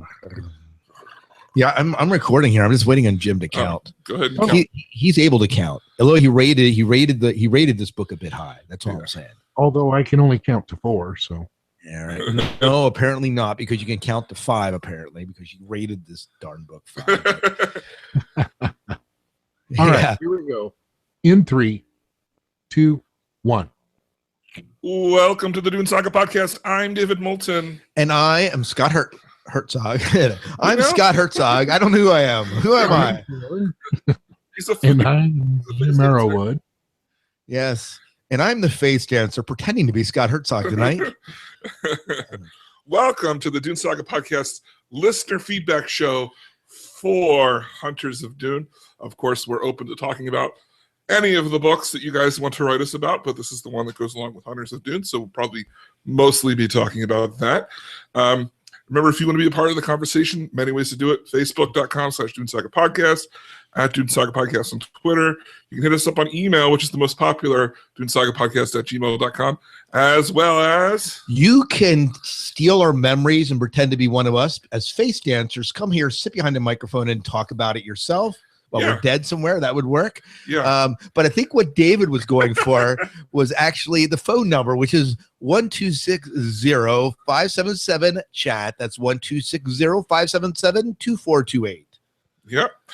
Before we get going, just a big thank you to all of our great Patreon supporters. Oh, we love our Patreons. Yes, thank you. If you want to learn more about that, hit up our Siege Bar or Siege Patreon on our website, or go over to Dune Saga Podcast on patreon.com. Absolutely. So there we go. Are you ready for some listener feedback, Scott? I am ready. Are you ready for this first piece of listener feedback? Maybe. Let's dive right in. Yeah, it's Roland's fault. He's in the chat room. Thank you so much for sending that in, by the way, Roland. This is Roland's thoughts on... I just rolled the wrong thing. This is Roland's thoughts on this book. So getting back into the Kevin J books. So here we're at. So again, thank you, Roland, for sending this in. Hi, David, Scott, and Jim. Welcome back to the grotesque, violence, and time jumps, the trademarks of Brian and Kevin's books. However, it was nice to get back into much easier reading. I enjoyed this book for the most part, but there were a couple of things that bothered me.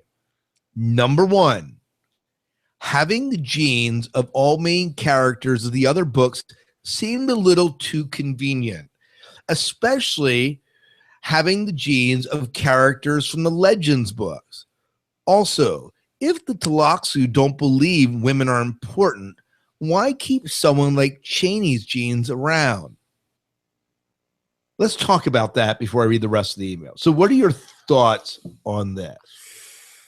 Now, this is not, by the way, just a Kevin J. Anderson and Brian Herbert creation. The null entry capsule was in Chapter House and Heretics already.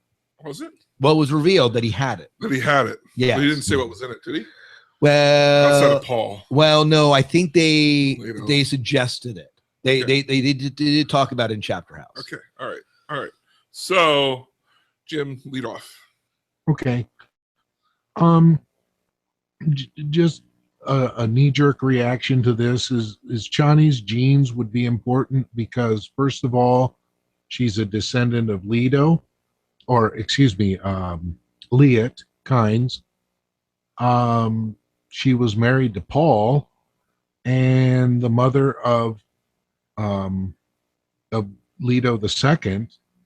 So, you know, somewhere in there, I would think that she would be important. Yeah, I would agree with that. I would see they could see her as a tool of control for, of course, women.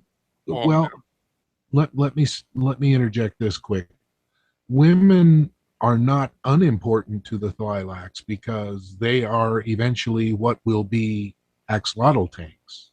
Right. Mhm. Right. So their personalities, their persons are not important, but definitely their bodies are. And I would think that you would want an axolotl tank with the best possible ingredients you could possibly have. And it's not, to me, I mean, the Tloxu were back in the Legends books. Mhm. We have them. And so for them to have genes of these people from way back then is not beyond the realm of possibility. Especially when, you know, they passed around the genes of what's his face, the baby. Like everywhere you went, there was like non-entropy containers claiming to have just a few cells of the baby that Erasmus threw Right. out. So when Serena died, you know, the same thing could have happened with her, Right. religion-wise. To me, I look at specifically Cheney and Jessica. Maybe not so much Serena since they have her cells too, but Cheney and Jessica are family members of their prophet, and Right. who's like the center of their religion.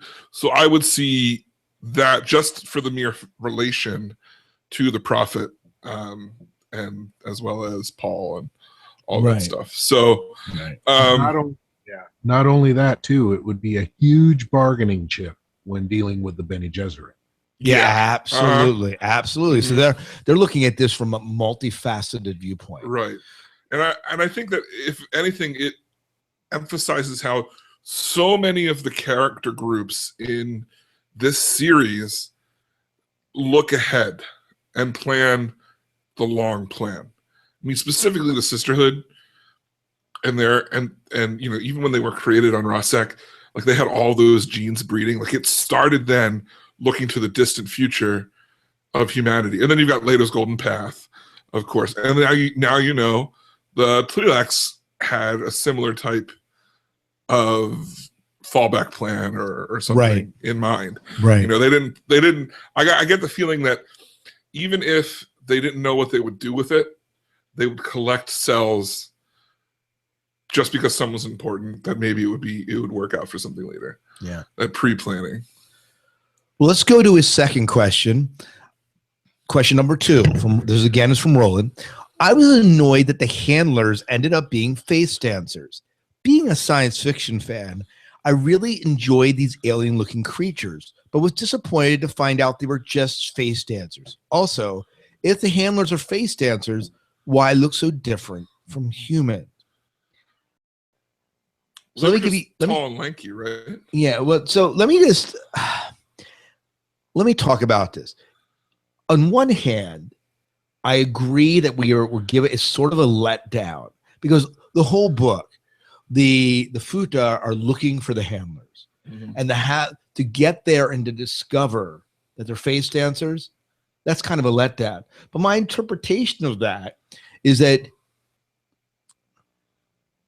I guess they were always face dancers, right? Yeah. They were always they didn't replace anyone because these are genetically engineered creatures, the Futar. So, but they looked different enough from humans to distinguish them so that they would, I don't know who to attack. I don't know. Well, the pheromone thing was big with the Futars, so maybe the bodies had to look like that to produce the right pheromones. So, yeah, I mean, if anything, Futar would make a really good sniffer outer of face dancers. Yeah, there's that. But yeah, I mean, I took it as whether or not they took that appearance to when people just came just to look different so that they wouldn't suspect them of anything, or if they always looked like that way. You don't know. The Futars recognize them by smell, So they could look like anything as long as they smelled right to the Futars. Right. That's why they're always asking someone, are you handler? Because they don't have a definitive look. You know, all these ways that you're trying to go about detecting face dancers, if only they were knowing that Futars could identify them. I know. Yeah. And that was what Futars are.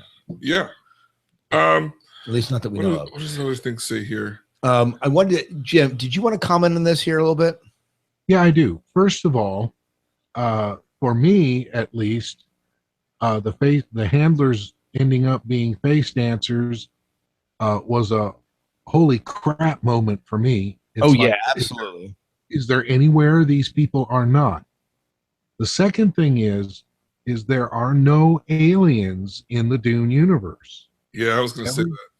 Everybody in the Dune universe all the sentients are humans or descendants of humans that are mutated depending on the environment they live in. And so that's probably one reason why they would look so different. Yeah. Yeah, I mean, I agree with you right there. Something I forgot to mention from his first point was the time jumps. And I actually liked the way they were done in this book, because whenever you came to a break, it just pretty much said it's been this long since the beginning of the book. There was never any like super huge jumps. Right. And I didn't mind that at all. Right. Anyway. So point 3, here's a third question from Roland again. How could Erasmus and Omnius be in the exact same situation as they were in the legend books? I think it would have been more interesting if Erasmus was in charge of the new thinking machine society, or wasn't there at all. It seemed too convenient for the situation between Omnius and Erasmus to be exactly the same as it was in the Legends book. And he finishes the email, and we'll talk about them. Those things being said, I really did enjoy this book. There was enough action and mystery to keep my interest. Unlike Chapter House, I did not find the reading of this book to be a chore. I give it a 4 out of 5. Thank you, Roland, again for writing in. Let's talk about Roland's third question here. The situation between Omnius and Erasmus. I go back to my comment of, he said he didn't feel they grew much. And I said any change. I was saying any change at all was substantial because they're machines. And built into their ways. Well, and because one of the ways he overthrew the machines was that they were so predictable. Right. So to me, I felt that they even though it was small in its own way, it was still drastically changed dynamic. Jim? Yeah, I thought they were drastically changed. Also, they seemed to be able to manipulate that, not only their environment and how they see things, but also how others see them. And I don't remember that as one of their characteristics in the earlier books. Right. Yeah, being able to appear almost physically as with the tachyon field or whatever. Yeah, however they're mimicking human beings. This is interesting. Mm-hmm. Well, then they've carried on that ruse for a long time, because I know in the last chapter, Erasmus mentions that I guess there were not flaws, but he wanted to change Omnius's point of view a little bit, so he wasn't trapped like he was in the same viewpoint as he had. And so he put Omnius into that forced perspective of the man and the woman. And Omnius chose to stay there for over a millennia, looking like that at each other. And I thought that was interesting, that, just that whole dynamic there, that was like a learning tool. Yeah.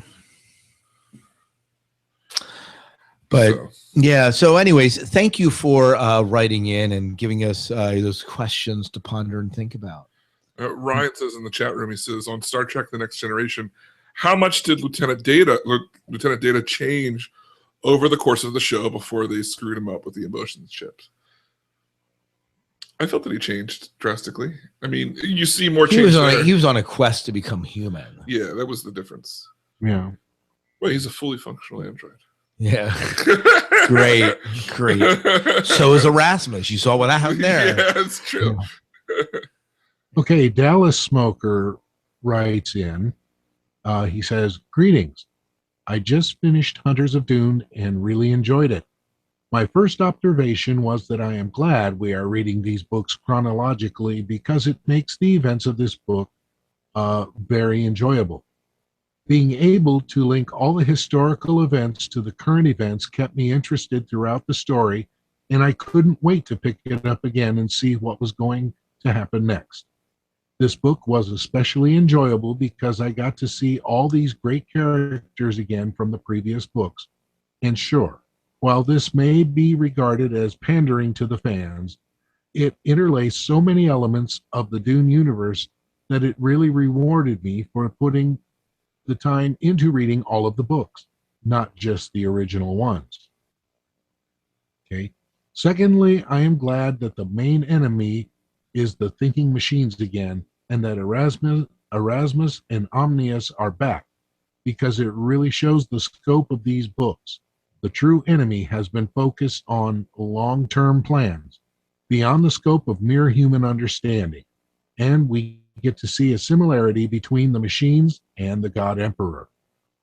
Thirdly, this book really cemented what I love most about this series, that there is a beautiful balance between superhuman abilities and technology. It has that good mix of almost magical fantasy elements with those technological science fiction elements. Also, did anyone else connect this book to Avengers: Age of Ultron? I couldn't help but think of the No Ship with their elite team of Avengers prepping to defeat a thinking machine that the humans created. Can't wait to read Sandworms. Keep up the good work." Yeah, and Duncan saying there are no strings on me. Yeah. I'm pretty sure that this book was based on the Age of Ultron movie. Oh, I don't think that's what he was saying at all. I know. So, thoughts? Well, look at the contrast between brothers on this one, between Roland and Dallas. Yeah. Didn't seem like Dallas hit the same points as Roland did. No.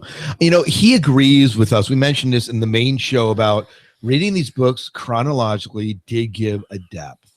Yes. A depth that when getting into book 7 and then book 8 that we wouldn't have had. Right. If we wouldn't have had the prequel.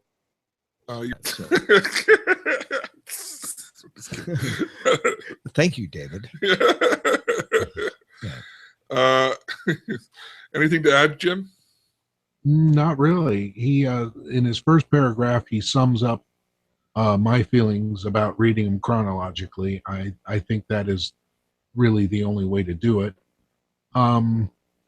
Erasmus and Omnius coming back, that's going to add a real interesting element to the whole thing. And I didn't catch a connection with Age of Ultron myself. Maybe very loosely, and he kind of ties it in there. I agree. I think that what he pointed out that I didn't really think about a lot was the fact that you have the blend of technology with stuff that feels almost magical. Mm-hmm. And he calls it a balance. I'm not certain it's balanced, but it's certainly those elements are in a sense at war. Yeah. And what happens when you bring up one against the other? Right. It's all been building. It is all built. It's all building. Hmm. Well, bringing back Omnius and Erasmus, I think that was supposed to be the big reveal in this book. Yeah. Setting us up for the rest of it. Yeah. Yeah. I agree. Yeah, definitely. Moving on to the next, Liam Cairns writes in. He says, "Hey guys, loving the show and wanted to give some feedback. I'd love to join the chat room, but living in the UK, the timing of your recordings just makes it really difficult." Yeah, it's like 3 a.m. there. Yeah. Matthias makes it sometimes, though. Yeah. Anyway, for me, Heretics was the hardest book of the series to read so far. Not sure what it was, but something made it a chore to read. I think, like Jim said, the storytelling element just wasn't quite there. I think also struggling with major plot points being dropped in so casually, like the destruction of the Twi'leks and their homeworld. I agreed with your comments on the ending being a bit weird, and the idea it is just a bridging book of the trilogy makes a lot more sense. I thought it had a kind of Empire Strikes Back coda, musical reference for Jim there. On a lute. Yeah. Ding, ding, ding. Ding, ding, ding. I just hit a button. Hold on. Yeah. Come on, load back. I gotta scroll back down. All right.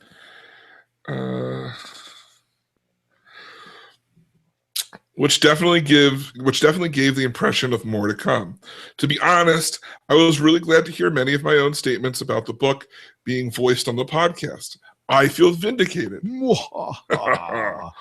In preparation of the next recording, I am now on Hunters of Dune, and this will be my first Brian Herbert and Kevin J. Anderson book. I'm almost halfway through it now, and I'm really enjoying it. It was so much easier to read than much of the Frank Herbert over. Some of that is good. The storytelling pulls me in much more, and I'm getting genuinely finding a real page turner. But some of it is not so good. I love the more challenging philosophical aspects of Dune, Dune Messiah, Children of Dune, and God Emperor, and slightly more intellectual approach would be nice. But overall, I'm really enjoying Hunters. Maybe it's such a contrast to Heretics. Yeah, by the way, he did send another email. He clarified he meant Chapter House. Oh, okay. Yeah, because that makes he was talking about Chapter House, and he realized that. So just wanted to clarify it for everyone listening. I'm really looking forward to going back and reading the rest of the expanded Dune universe, specifically after Roland's recommendation. Personally, I see him as the fourth host. Kolhoad gents. Yeah, you hear that, Roland? You're the fourth host of this podcast. Yeah. So yeah. Thanks for writing in, man. That's great stuff. I agree with a lot of what he was saying there about, the intellectual stuff would have been nice, but it was just lifting of a weight to read this book. Well, especially after so deep, as deep as Chapter House went, we needed almost a breather. Well, Liam, I would love to hear you write in after you're done with Hunters, and going along with our conversation about what it would have been like to read this without reading the prequels. Your thoughts there? Yeah, because he will have done that. Yeah, because he will have done that. So it'll be interesting to hear what he says. Yeah. So all right. Well, Jim, you're up next. Okay. From Ryan White. And he's in the chat room as well. Yes, he is. So I will try to do a good job reading. Yes. Hey guys, I really enjoyed Hunters of Dune, which for the naysayers should be subtitled Hunters of Frank. I was making it as read in Goodreads, and for some reason, the 1-star reviews were the ones up first. I read through probably a dozen, and I just didn't think they were fair.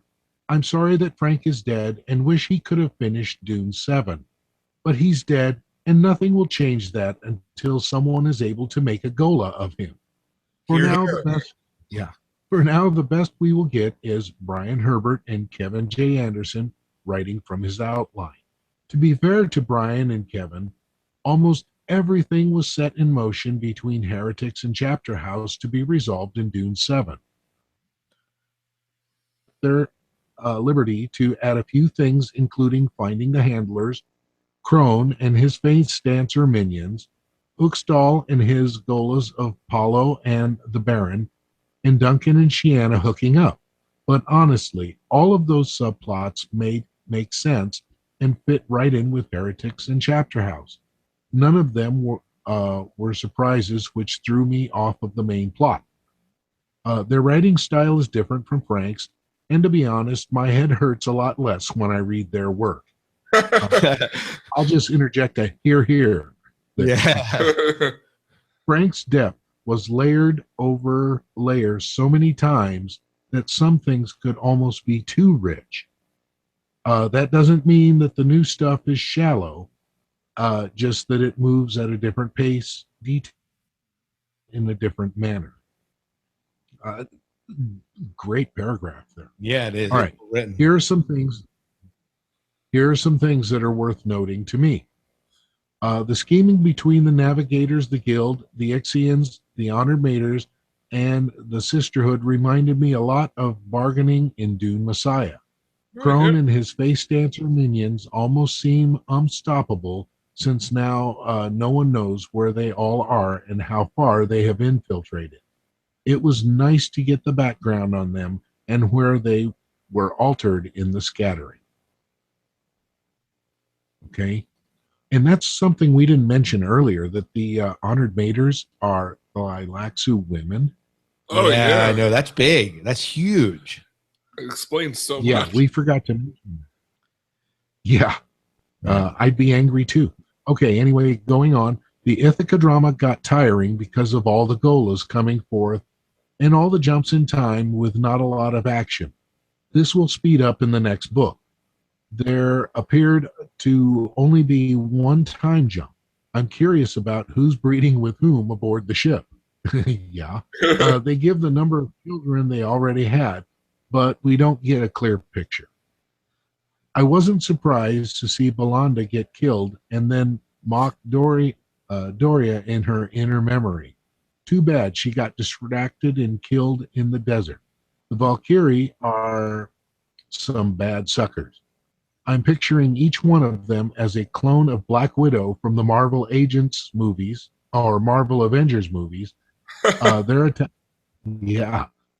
on Thylax reminded me of the version of the planet described way back in the Legend of Dune books.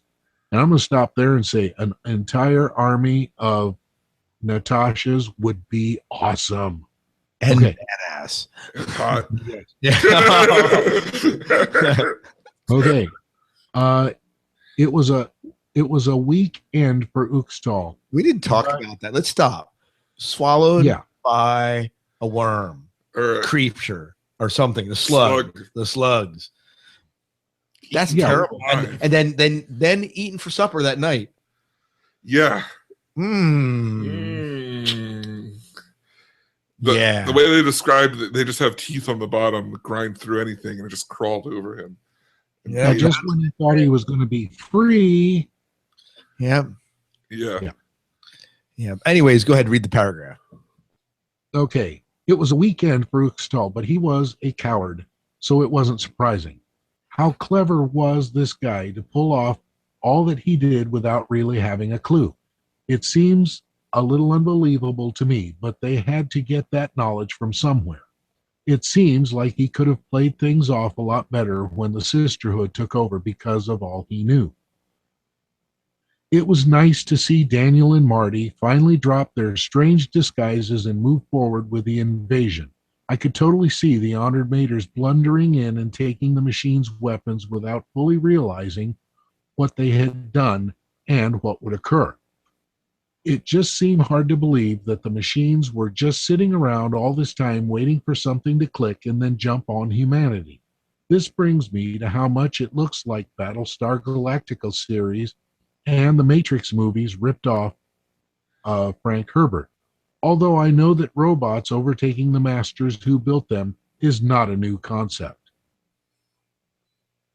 Overall, I really enjoyed the book more this time than when I originally read it because of all the background covered in Brian and Kevin's books.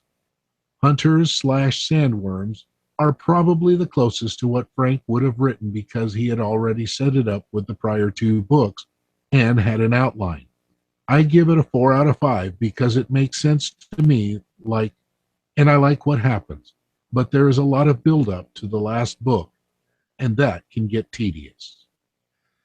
Yeah. The only point that it felt tedious was, I'd say, the last 20 pages. I felt like every chapter of the last 20 pages could have been the last chapter of the book. I love the comparison to Battlestar Galactica, and that's kind of interesting. Yeah. The Cylons have been gone for all this time, and suddenly they have this meeting, and it sets off everything. They could look like anyone. They can. Yeah. And so it really, the face dancers. You can see kind of where the roots of this.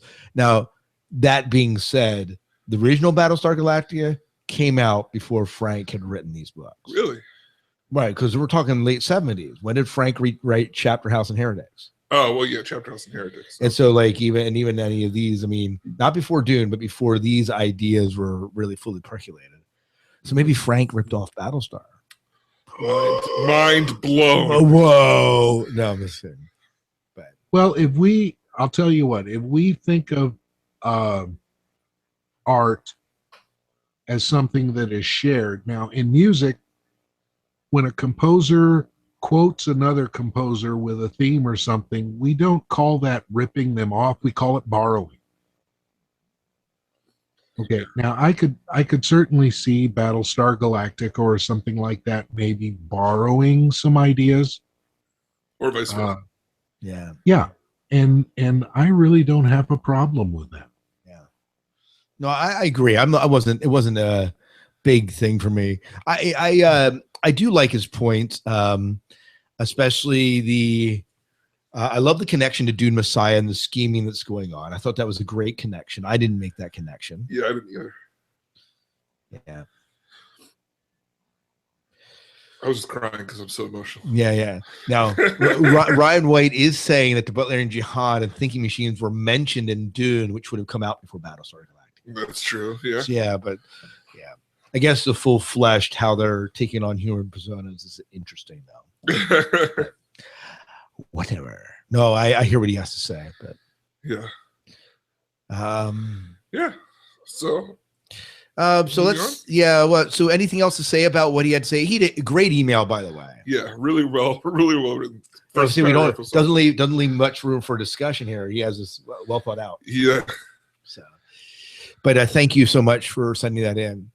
All right. So the next one, this comes in from Mark Baggs, and what he's doing in this email is he's thinking in the future, saying, "You guys are almost done with Dune, and here are suggestions." Now, before we move on, David and I had this little bit of discussion before. Yeah. Saying that we're almost done with Dune is thinking that after book 8, we're done. Well, we are pledging to go back and read the school books, of which there are 2 out, and we're kind of postponing them because we're hoping that Navigators gets out. Dreamer of Dune and Road to Dune, or at least are the ones that we have in the docket. So there's at least 4 more books after Sandworms. And then we could do like National Lampoon's Doom. And if we wanted to review the encyclopedia, we have that in as well. Yeah. And then if Navigators of Dune does come out, then there's another one right there. Yeah, we're hoping to have Brian back on to talk about that when it does. Yeah. So it's at least into the new year. It's at least until 2016. Yeah. But it's great to think ahead because then we're on point and there'll be less of a break or anything between this and whatever comes next. Yeah. And we've all agreed that we want to keep going in some fashion. Right. Some fashion at all. Yeah. So anyways, here's the email he sent, and then we'll talk about it a little bit here. Okay. Hello, Scott, David, and Jim. I thought that since you have finished the Frank Herbert books and there were only a few Anderson Herbert books left, suggestions for a new series might be appropriate. Number 1. So he gave 5 suggestions, and let's give us our thoughts. We might have to put this up for a vote then, but let me just put out here. Number 1, the Robot Foundation series by Isaac Asimov. Talk about epic, about 20 books in this series. 2, The Martian Tales, John Carter books by Edgar Rice Burroughs. A bit of nostalgia, 11 books in this series. 3, the Berserker series by Fred Saberhagen. Started in the 60s and ending in the 2000s, this one was the first man versus machine epics, about 17 books. 4, Known Space series by Larry Niven. Sci-Fi was considering making the Ringworld miniseries, but I haven't read anything recently. 4 original books, 1 single, and 5 more so far in the World series. 5, The Heechee Saga by Frederick Pohl. I think I'm pronouncing it right. It's about what happens when humans encounter alien space travel technology. Only 6 novels in this series. Food for thought. Keep up the good work. Mark Baggs. P.S. Please don't let David read this on the show because he's so bad at reading out loud. Oh, it's true. Yeah, it is. Yeah, well. So what do you think of these suggestions? Hey, they're worth looking into. I think we had talked about Hitchhiker's Guide. Oh, we did. That could also go in here. There. I don't think that we should limit ourselves just to science fiction, because there are certainly not a lot, but I really want to read the Aragon books again and talk to somebody about them. The Aragon books, because no one else has read them, and they're really good. Well, we could take his list, and we could also like throw in a little bit of ours, and we could put it to a vote. Yeah. We still get the final say, right? Yeah, I'm fine with the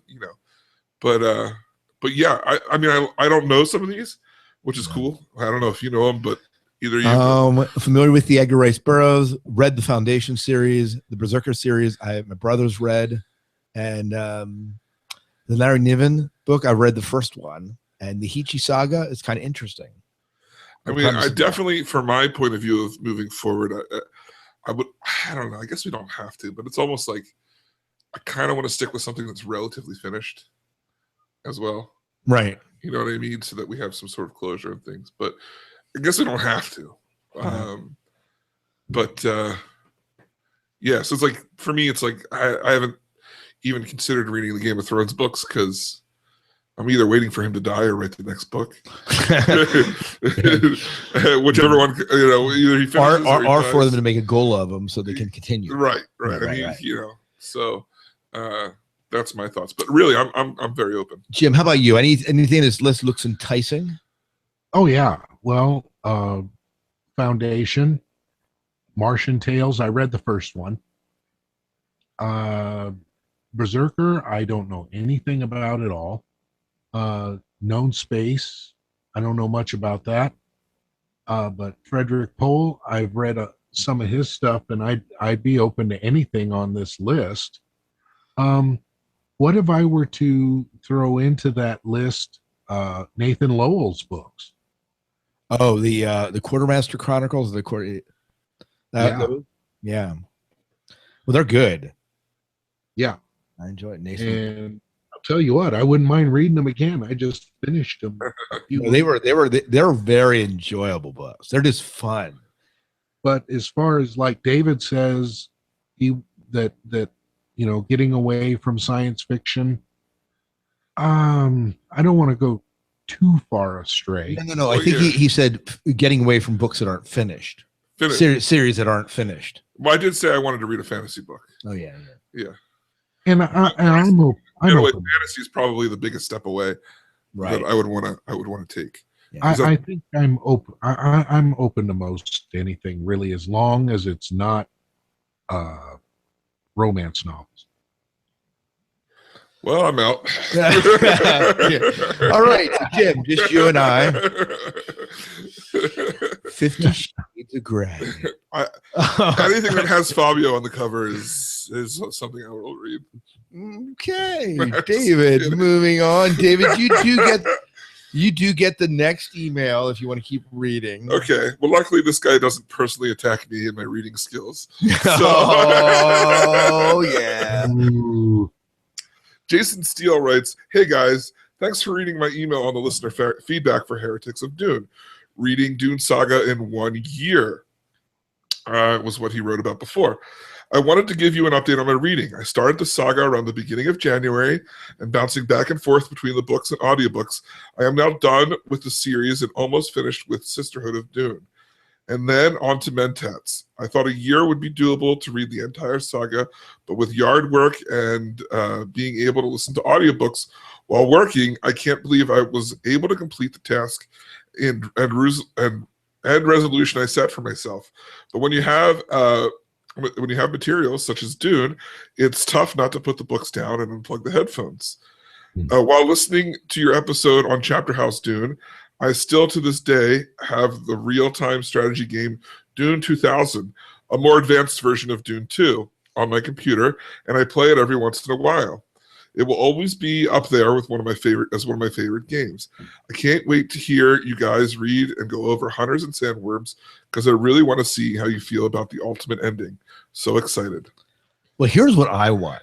I want him to get in touch with us and see if he'd be interested in talking about this computer game on the show. Because I have not played this game, and I would like to chat. It's kind of extension of this universe. Maybe if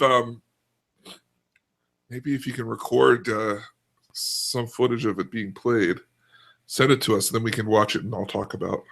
Yeah. Just so we can see what it looks like. And anyway, yeah, it's a good idea. Yeah. So let us be in touch. Be in touch. Yeah. So, Jim, we had some Facebook comments, and these were all in response to us talking that we were going to be doing this show. Mm-hmm. And some of them are people that we talked about right now. But if you want to read any of those comments. Okay. Paul Tate writes, question for the podcast. In terms of suspense, it rates to me as the best of all Dune books. A real page turner combining old and new world. Would it be fair to say that the plot Frank laid down combined perfectly with the Anderson and Herbert? Ooh. Well, I think the thing here is that the Anderson Herbert stuff was all written out of after knowing the Dune 7 stuff, right? Yes. Because they wanted to reintroduce people, so so like the prequel books were put out there to reintroduce people to Dune, and then book 7 and 8. But book 7 and 8 was already in mind. Right. So when they wrote theirs, I think that integration was in mind already. Whether or not that was all of Frank or a lot of them and some of Frank, I mean, I don't know. But yeah, I love the way that they mix together so well in this book, and it's hard to say that they didn't have a lot of that in mind. Yeah, and Jason Steele posted, I finally finished both Hunters and Sandworms, and would love to see Frank's notes on everything we read. Would be very interesting. Someday it would be interesting to see like an unedited compilation of his notes. Yeah. J.R. Tolkien, so his son, which I'm blanking on, Christopher Tolkien, released notes that his father had made on the Lord of the Rings books, a 14-volume set. Wow. I have them somewhere. Wow. Did you ever read them all? I have read portions of them, but they're kind of the same thing. Like you get insight into like how Gandalf's changed from the time he hit the books. And so it gives you some of that stuff. It's kind of was interesting. That's interesting, yeah. But so it'd be neat if they did something like that with. Go ahead. Maybe it's time we talk to Brian again. Yeah. And ask him if maybe one day he plans to take these notes and publish them. Well, actually, pre-discussion, pre-recording, Scott and I had talked about approaching him for something soon. So that would be one good question. Okay, I have that entire series sitting up on the top shelf here. I don't know if you can see it in the chat. 14 volumes. About 14 volumes of just the notes and the different aspects of Lord of the Rings. And you read it all? I read portions of them. Okay, because I was say 14 books was just notes. Yeah, no, that didn't. Silmarillion was hard enough to get through. Yeah. 5 times. Okay, and Ryan White posted, I am 3/4 of the way through Hunters. Totally different writing style than Frank, but the plot is holding to what was set up by Chapter House. Yeah, very true. Very true.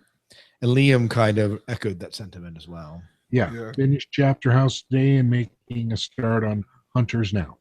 So, yeah. Well, thank you for everyone on Facebook that contributed thoughts. And I know some of these thoughts were echoed maybe in emails that these people wrote in as well, but we appreciate you sharing in all facets. This actually came from our website and in the comments, and And this was from an anonymous, and this is maybe something I need to defer to David here a little bit. Yeah. And it was from anonymous, so we don't know who submitted it. Quick comment. Both this episode on God Emperor as well as the accompanying listener feedback episode refused to be downloaded when using Podkicker app on Android. The other episodes don't have this problem, so it might be worth looking into with what the problem is. Hey, and I don't know. I don't know. There's not much. There was a switch of where things were being hosted, but didn't really should be affect. If the other ones work, it should work. It's right. It's all the same, unless what do we use? Podomatic or no Blueberry? We use Blueberry, unless Blueberry had an update that changed it. In which case, there's nothing I can do because we use Blueberry. I mean, the best thing I could do is you can download it directly through the website. There's a little underneath the player. There's a little button that says download. Yep. You can get it through there, or the podcast app I used. Let me just look here. I think it's called Pod Addict. Podcast Addict, and I love it. You just put the RSS feed in, and it pulls it down, and most things on iTunes and stuff are there. So right, RSS feed is pretty solid, pretty stable. Yeah. All right. Well, David, let's read our final bit of feedback. Let me reopen my. This is from Beowulf Schaefer. Yeah, hold on just a second.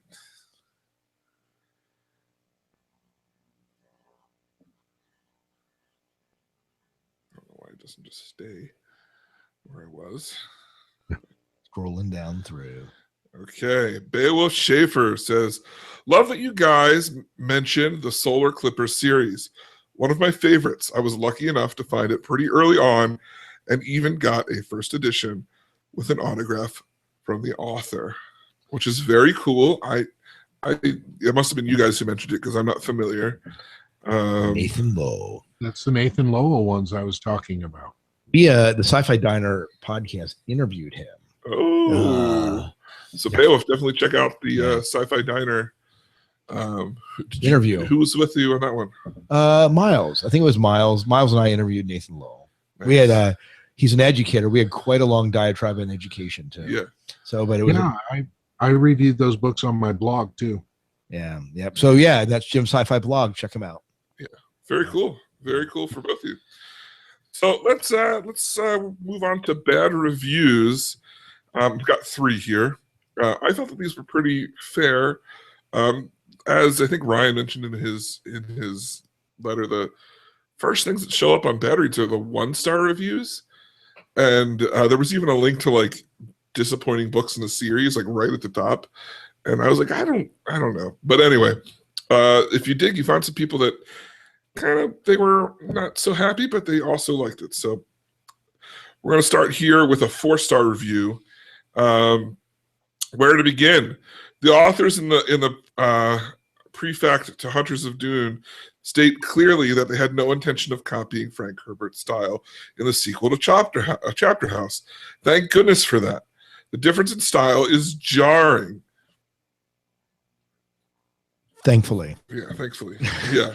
Sorry, my app moved around. The difference in that is jarring. The Dune story moves form thoroughly, well-written divergences to the haphazard journey from plot point to plot point across 2 decades. I'm torn about the resurrection of nearly every major character from previous Dune books as Gola. The original idea came from Frank Herbert, but I don't see the point of introducing a raft of new characters when the book is already filled with them. As for the book as a whole, I would rate it lower, but I want some kind of resolution to the story. I'm willing to plod through this mediocrity to the end. Less patient readers may not wish to do so. It's not terrible. No, I mean, you give it a 4-star, but he does. So he really doesn't like that Frank wanted to resurrect every single character. Right. So he's really having a problem with Frank here. Right. Which makes you wonder if he read at this point, the prequels would have been out. So if he read them and like relates to the characters. I don't know. Anyway, any comments, Jim? Yeah, for me, the resurrection of all the past heroes is like, oh yeah, what's going to happen now. It really gets me fired up to read the next book. Yeah. 3 stars for this one. I'm glad I read it, but Brian Herbert's style is so different from his father that it's almost an entirely different series. Brian Herbert is more Star Wars, where his father is much more Poe, in that Frank Herbert gave his writing a lot of depth. The book seemed to drag on, and I kept waiting for it to get to the point. Chapter House? Talk about dragging on. Yeah. Well, it's not, when they're saying Star Wars, Kevin J. Anderson's written a lot in the Star Wars expanded universe. Yeah. So, I mean, the fact that they feel like a Star Wars novel is not that surprising. Right. You got to wonder, though, I mean, I guess, like for me, and maybe a lot of people, when they came back to read Dune 7, how long had it been since they read Chapter House? And that golden, thing of nostalgia in their head makes you forget some of the bad parts. Because like I did, I mean, I finished Chapter House and then I went on to read the 6 prequels before I read this. I didn't, it's kind of daunting to be like, well, I mean, I could read the 7 books before it just to refresh, or I could just read the new books. So anyway. Yep. No, with you. Okay, this one wasn't rated, but they had some interesting stuff to say.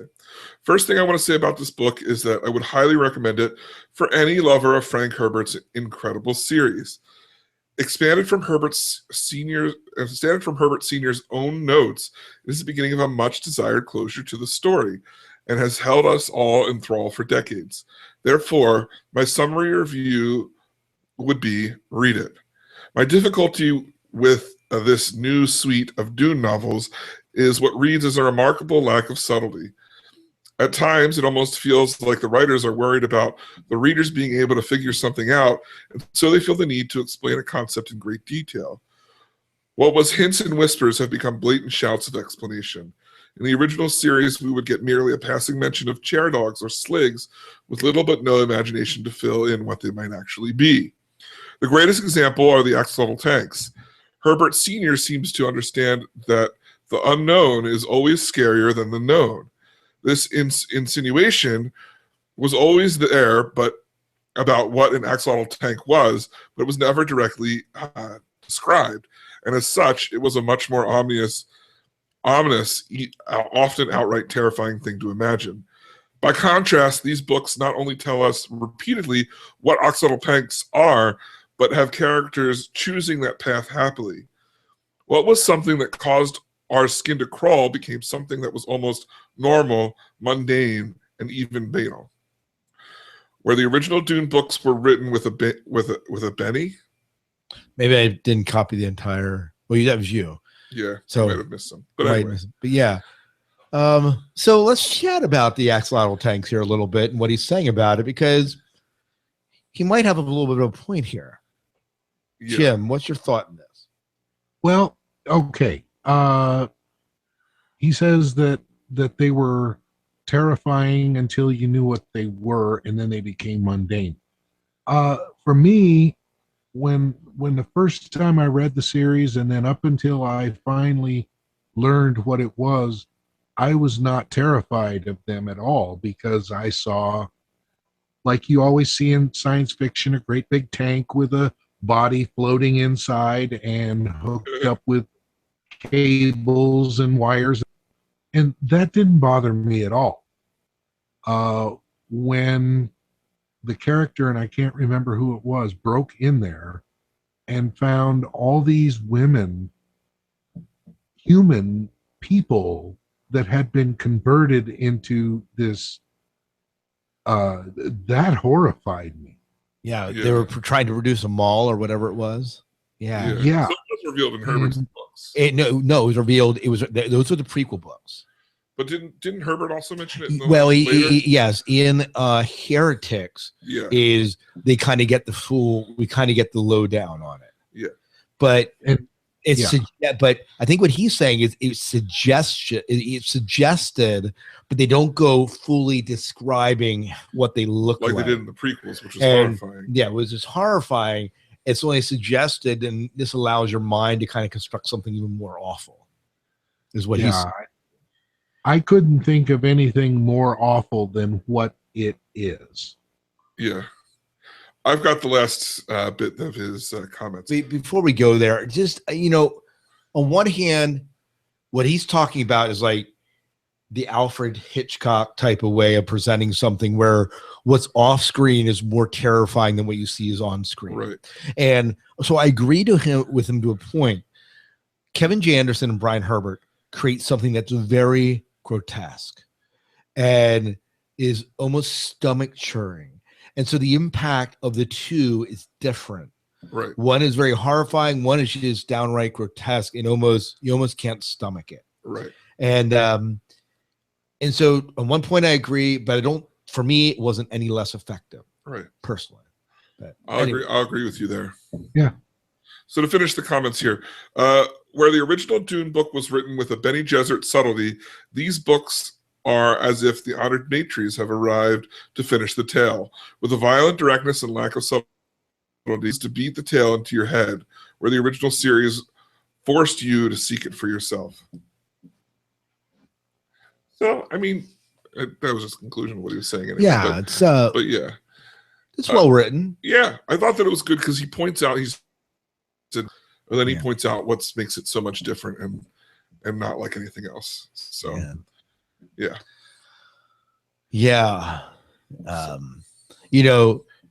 What makes the Butlerian Jihad so terrible that they can't create computers or thinking computers? That is explained in the Butlerian Jihad. Without that, there's a sense of mystery, and you can conjure up something maybe a little bit more terrifying. Yeah. But when it's spelled out, maybe it's not quite as bad as you thought. And I think that's what his point. That's kind of his point. Right. Right. I mean, I get what he's saying. It takes some of the excitement away. For instance, I remember when we read about the axolotl tanks for the first time and what they really were. I remember reading about it in Herbert's books and being like, what? Because there was so much build up to it. I was just like, I can't believe that's what it is. But it wasn't horrifying to me. Whereas when you do read the first, in the original or the prequel books, when you read it, it's a horrifying discovery rather than a shocking discovery. Well, what makes it horrifying is the one lady encounters is a operative they sent in, and it's transformed into this thing terrible. Yeah. What has happened to her because you like her. Right. And that's what makes it all the work. But now we know. Well, what about in this book that we've been talking about with Rebecca, who willingly does this? Right. She just turns herself on. Yeah, she does it for the greater good. Yeah. But you have to think that her life was becoming less and less of what she wanted to live. I felt. Yeah. Also, we discovered in this book that you can be reverted. You can come out of being an axolotl tank through the honor matre. Well, Bene Gesserit and fish speakers freed the Tlaxu women. Right. Some of them came back. Right. So I don't know if we see any more of that. But my first thought, you do know. You just won't share it. I don't remember. All right. Well, I think that's about it. Yeah, I think that's good. Yeah. Any other final thoughts, Jim? No, I'm good. Okay. Yeah. Well, that brings us to the end. Next month, we will be reading Sandworms of Dune and going over that kind of stuff. So make sure you get your comments to us. You can email them at dunesagapodcast@gmail.com. Hit us up on Facebook, facebook.com/dunesagapodcast, Twitter @dunesagapodcast, and you can also call us at the phone number at 1-260-577-2428. That's right. So once again, for the Dune Saga podcast, I'm David Moulton. I am Scott Herzog. And I'm Jim Arrowwood. And may Shai Hulud clear the path before you. Nice. Channeling your Shatner. Yeah, his little Shatner. Yes.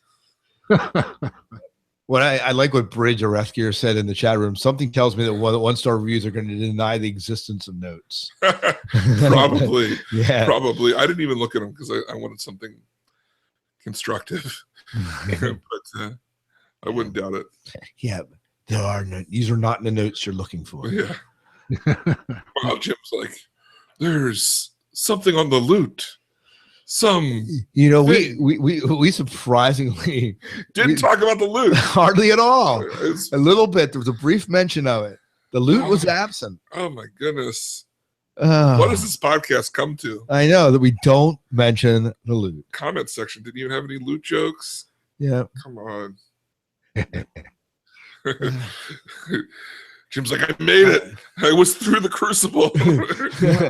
I made it. Loot. Insert loot solo here. Yeah. Blinkety blink bling bling blink. So do we want to talk about next time, or you want to? Next time, you mean date? Yeah. Well, being I'm almost through the book, we can do it in 2 weeks from now. I'm okay with that. everyone in. I mean, you're off, Jim. Come on, let's do it before school starts. That would be about right.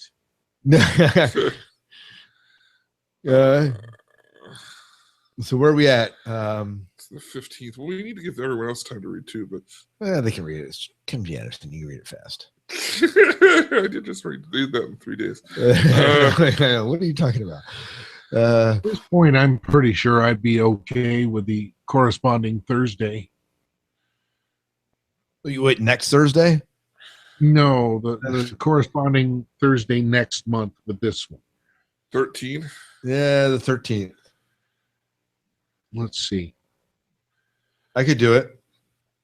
Does it work for you, Jim? Jim. David? It's like you don't even know who I am anymore. I don't. I don't. Your face there, you keep changing what you look like. I can do the 13th. The 13th or the 20th? No, it's the 13th. It's before my school year actually starts, and let's do that. I'm not sure when I go back, but if it was earlier, it would be during probably that week, and it shouldn't be a problem. Unless they schedule that stupid picnic that I have to take a band to that night. Oh yeah, that's terrible. And I wouldn't know that until then. So well, maybe I should say goodbye to the chat room. Yeah, we're still on. So chat room, again, thank you for joining us, and we'll give you a heads up. So it looks like we're aiming for August 13th. So if you want to mark on your calendars and join us that night, it'd be great to have you joining us. Love having the conversation in the chat room to kind of respond to, even though there's a little bit of a delay. And great having all of you here. Yeah, thanks for joining us. So this is the Dune Saga podcast, signing out from the chat room if I can figure out how to do it. My computer's just going nuts. May Jim's loot guide your dreams. May Jim's loot guide the path before you. Ryan White said, loot mute. Mute. So be mute about the loot. What are you doing? You remember how to use your computer? I do. I was just waiting for people to respond. All right. Good night.